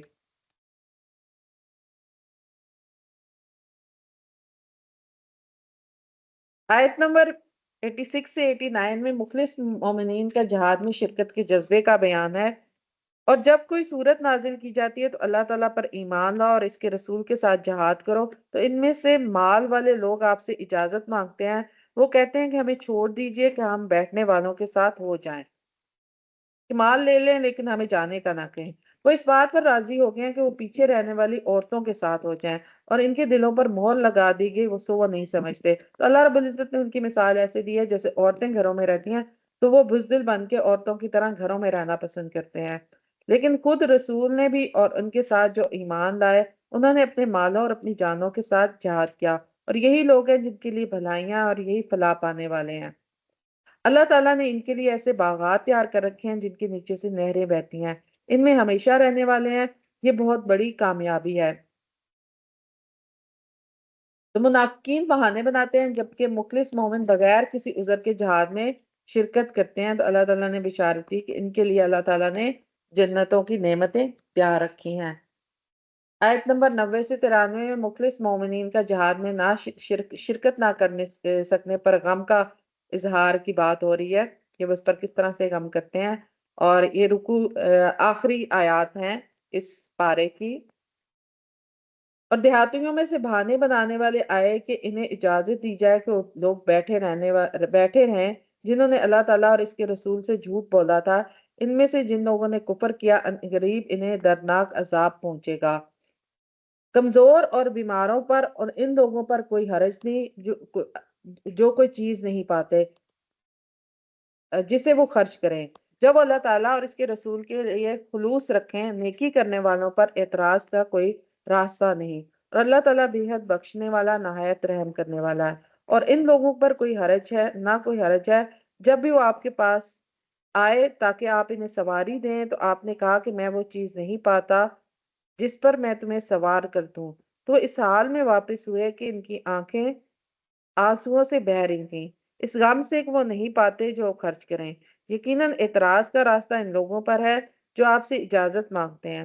حالانکہ وہ مالدار ہیں اور اس پر راضی ہو گئے ہیں کہ پیچھے رہنے والی عورتوں کے ساتھ ہو جائیں، اور اللہ تعالیٰ نے ان کے دلوں پر مہر لگا دی ہے، سو وہ نہیں جانتے۔ تو مخلص مومنین جو کہ وسائل کی کمی کے باوجود جہاد میں شرکت کے لیے بےتاب تھے اور شرکت نہ کر سکے تھے، اس پر غمزدہ تھے، تو اللہ تعالیٰ نے ان کے بارے میں فرما دیا کہ اللہ تعالیٰ ان کے اوپر کوئی حجت نہیں ہے، کیونکہ وہ افراد جن کے بارے میں کہا گیا کہ وہ جو کمزور ہیں، بیمار ہیں، کوئی اندھا ہے، کوئی اپاہج ہے، کوئی بوڑھا ہے، کوئی بچہ ہے، یا وہ افراد جو کہ جانا تو چاہتے تھے اور رسول اللہ صلی اللہ علیہ وسلم کے پاس ایک بڑی تعداد میں آ کر ایسے مومنین آ کر حاضر ہوتے تھے جن کے پاس سواریاں نہیں تھیں، اور وہ چاہتے تھے کہ وہ جائیں لیکن سواریاں نہ ہونے کی وجہ سے وہ نہیں جا پاتے تھے، اور اللہ کے رسول سے کہتے تھے کہ ہمارے لیے اگر کوئی سواری ہو جائے تو ہم جانا چاہتے ہیں۔ تو اس پر وہ غمزدہ بھی ہوتے تھے جب کوئی سواری نہیں ملتی تھی، تو ان کے بارے میں اللہ رب العزت نے کہا کہ ان کا اجر ثبت ہے۔ نبی کریم صلی اللہ علیہ وسلم نے فرمایا، انس بن مالک سے روایت ہے کہ غزوہ تبوک پر ہی آپ صلی اللہ علیہ وسلم نے فرمایا کہ کچھ لوگ مدینہ میں ہمارے پیچھے رہ گئے ہیں، لیکن ہم کسی بھی گھاٹی سے یا وادی میں جہاد کے لیے چلیں، وہ جہاد میں ہمارے ساتھ ہیں، اس لیے کہ وہ صرف عذر کی وجہ سے ہمارے ساتھ نہ آ سکے، یعنی جو عذر کی وجہ سے رہ گئے پیچھے، تو ان کا اجر بھی جو ساتھ جانے والے ہیں اللہ تعالیٰ ان کو بھی ان کے برابر اجر دے گا۔ اس میں ہمارے عمل کی کیا چیز ہے کہ جہاد کی اہمیت کو سمجھنا، اللہ کی راہ میں جد و جہد کرنا مومنین کا فرض ہے اور اسے پیچھے نہیں ہٹنا چاہیے۔ اعمال میں اخلاص پیدا کریں اور منافقت سے بچیں، اللہ تعالیٰ پر توکل رکھیں، مشکلات کے باوجود اللہ تعالیٰ پر بھروسہ رکھیں اور اس کی راہ میں قربانی سے نہ گھبرائیں۔ منافقین کی صفات سے پرہیز کریں، بہانے بنانے اور جھوٹ بولنے سے بچیں اور سچائی کو اپنائیں۔ اللہ کی رضا کے طلب میں رہیں، ہر عمل میں اللہ کی رضا کو مقدم رکھیں اور دنیاوی مفادات کو پس پش ڈال دیں۔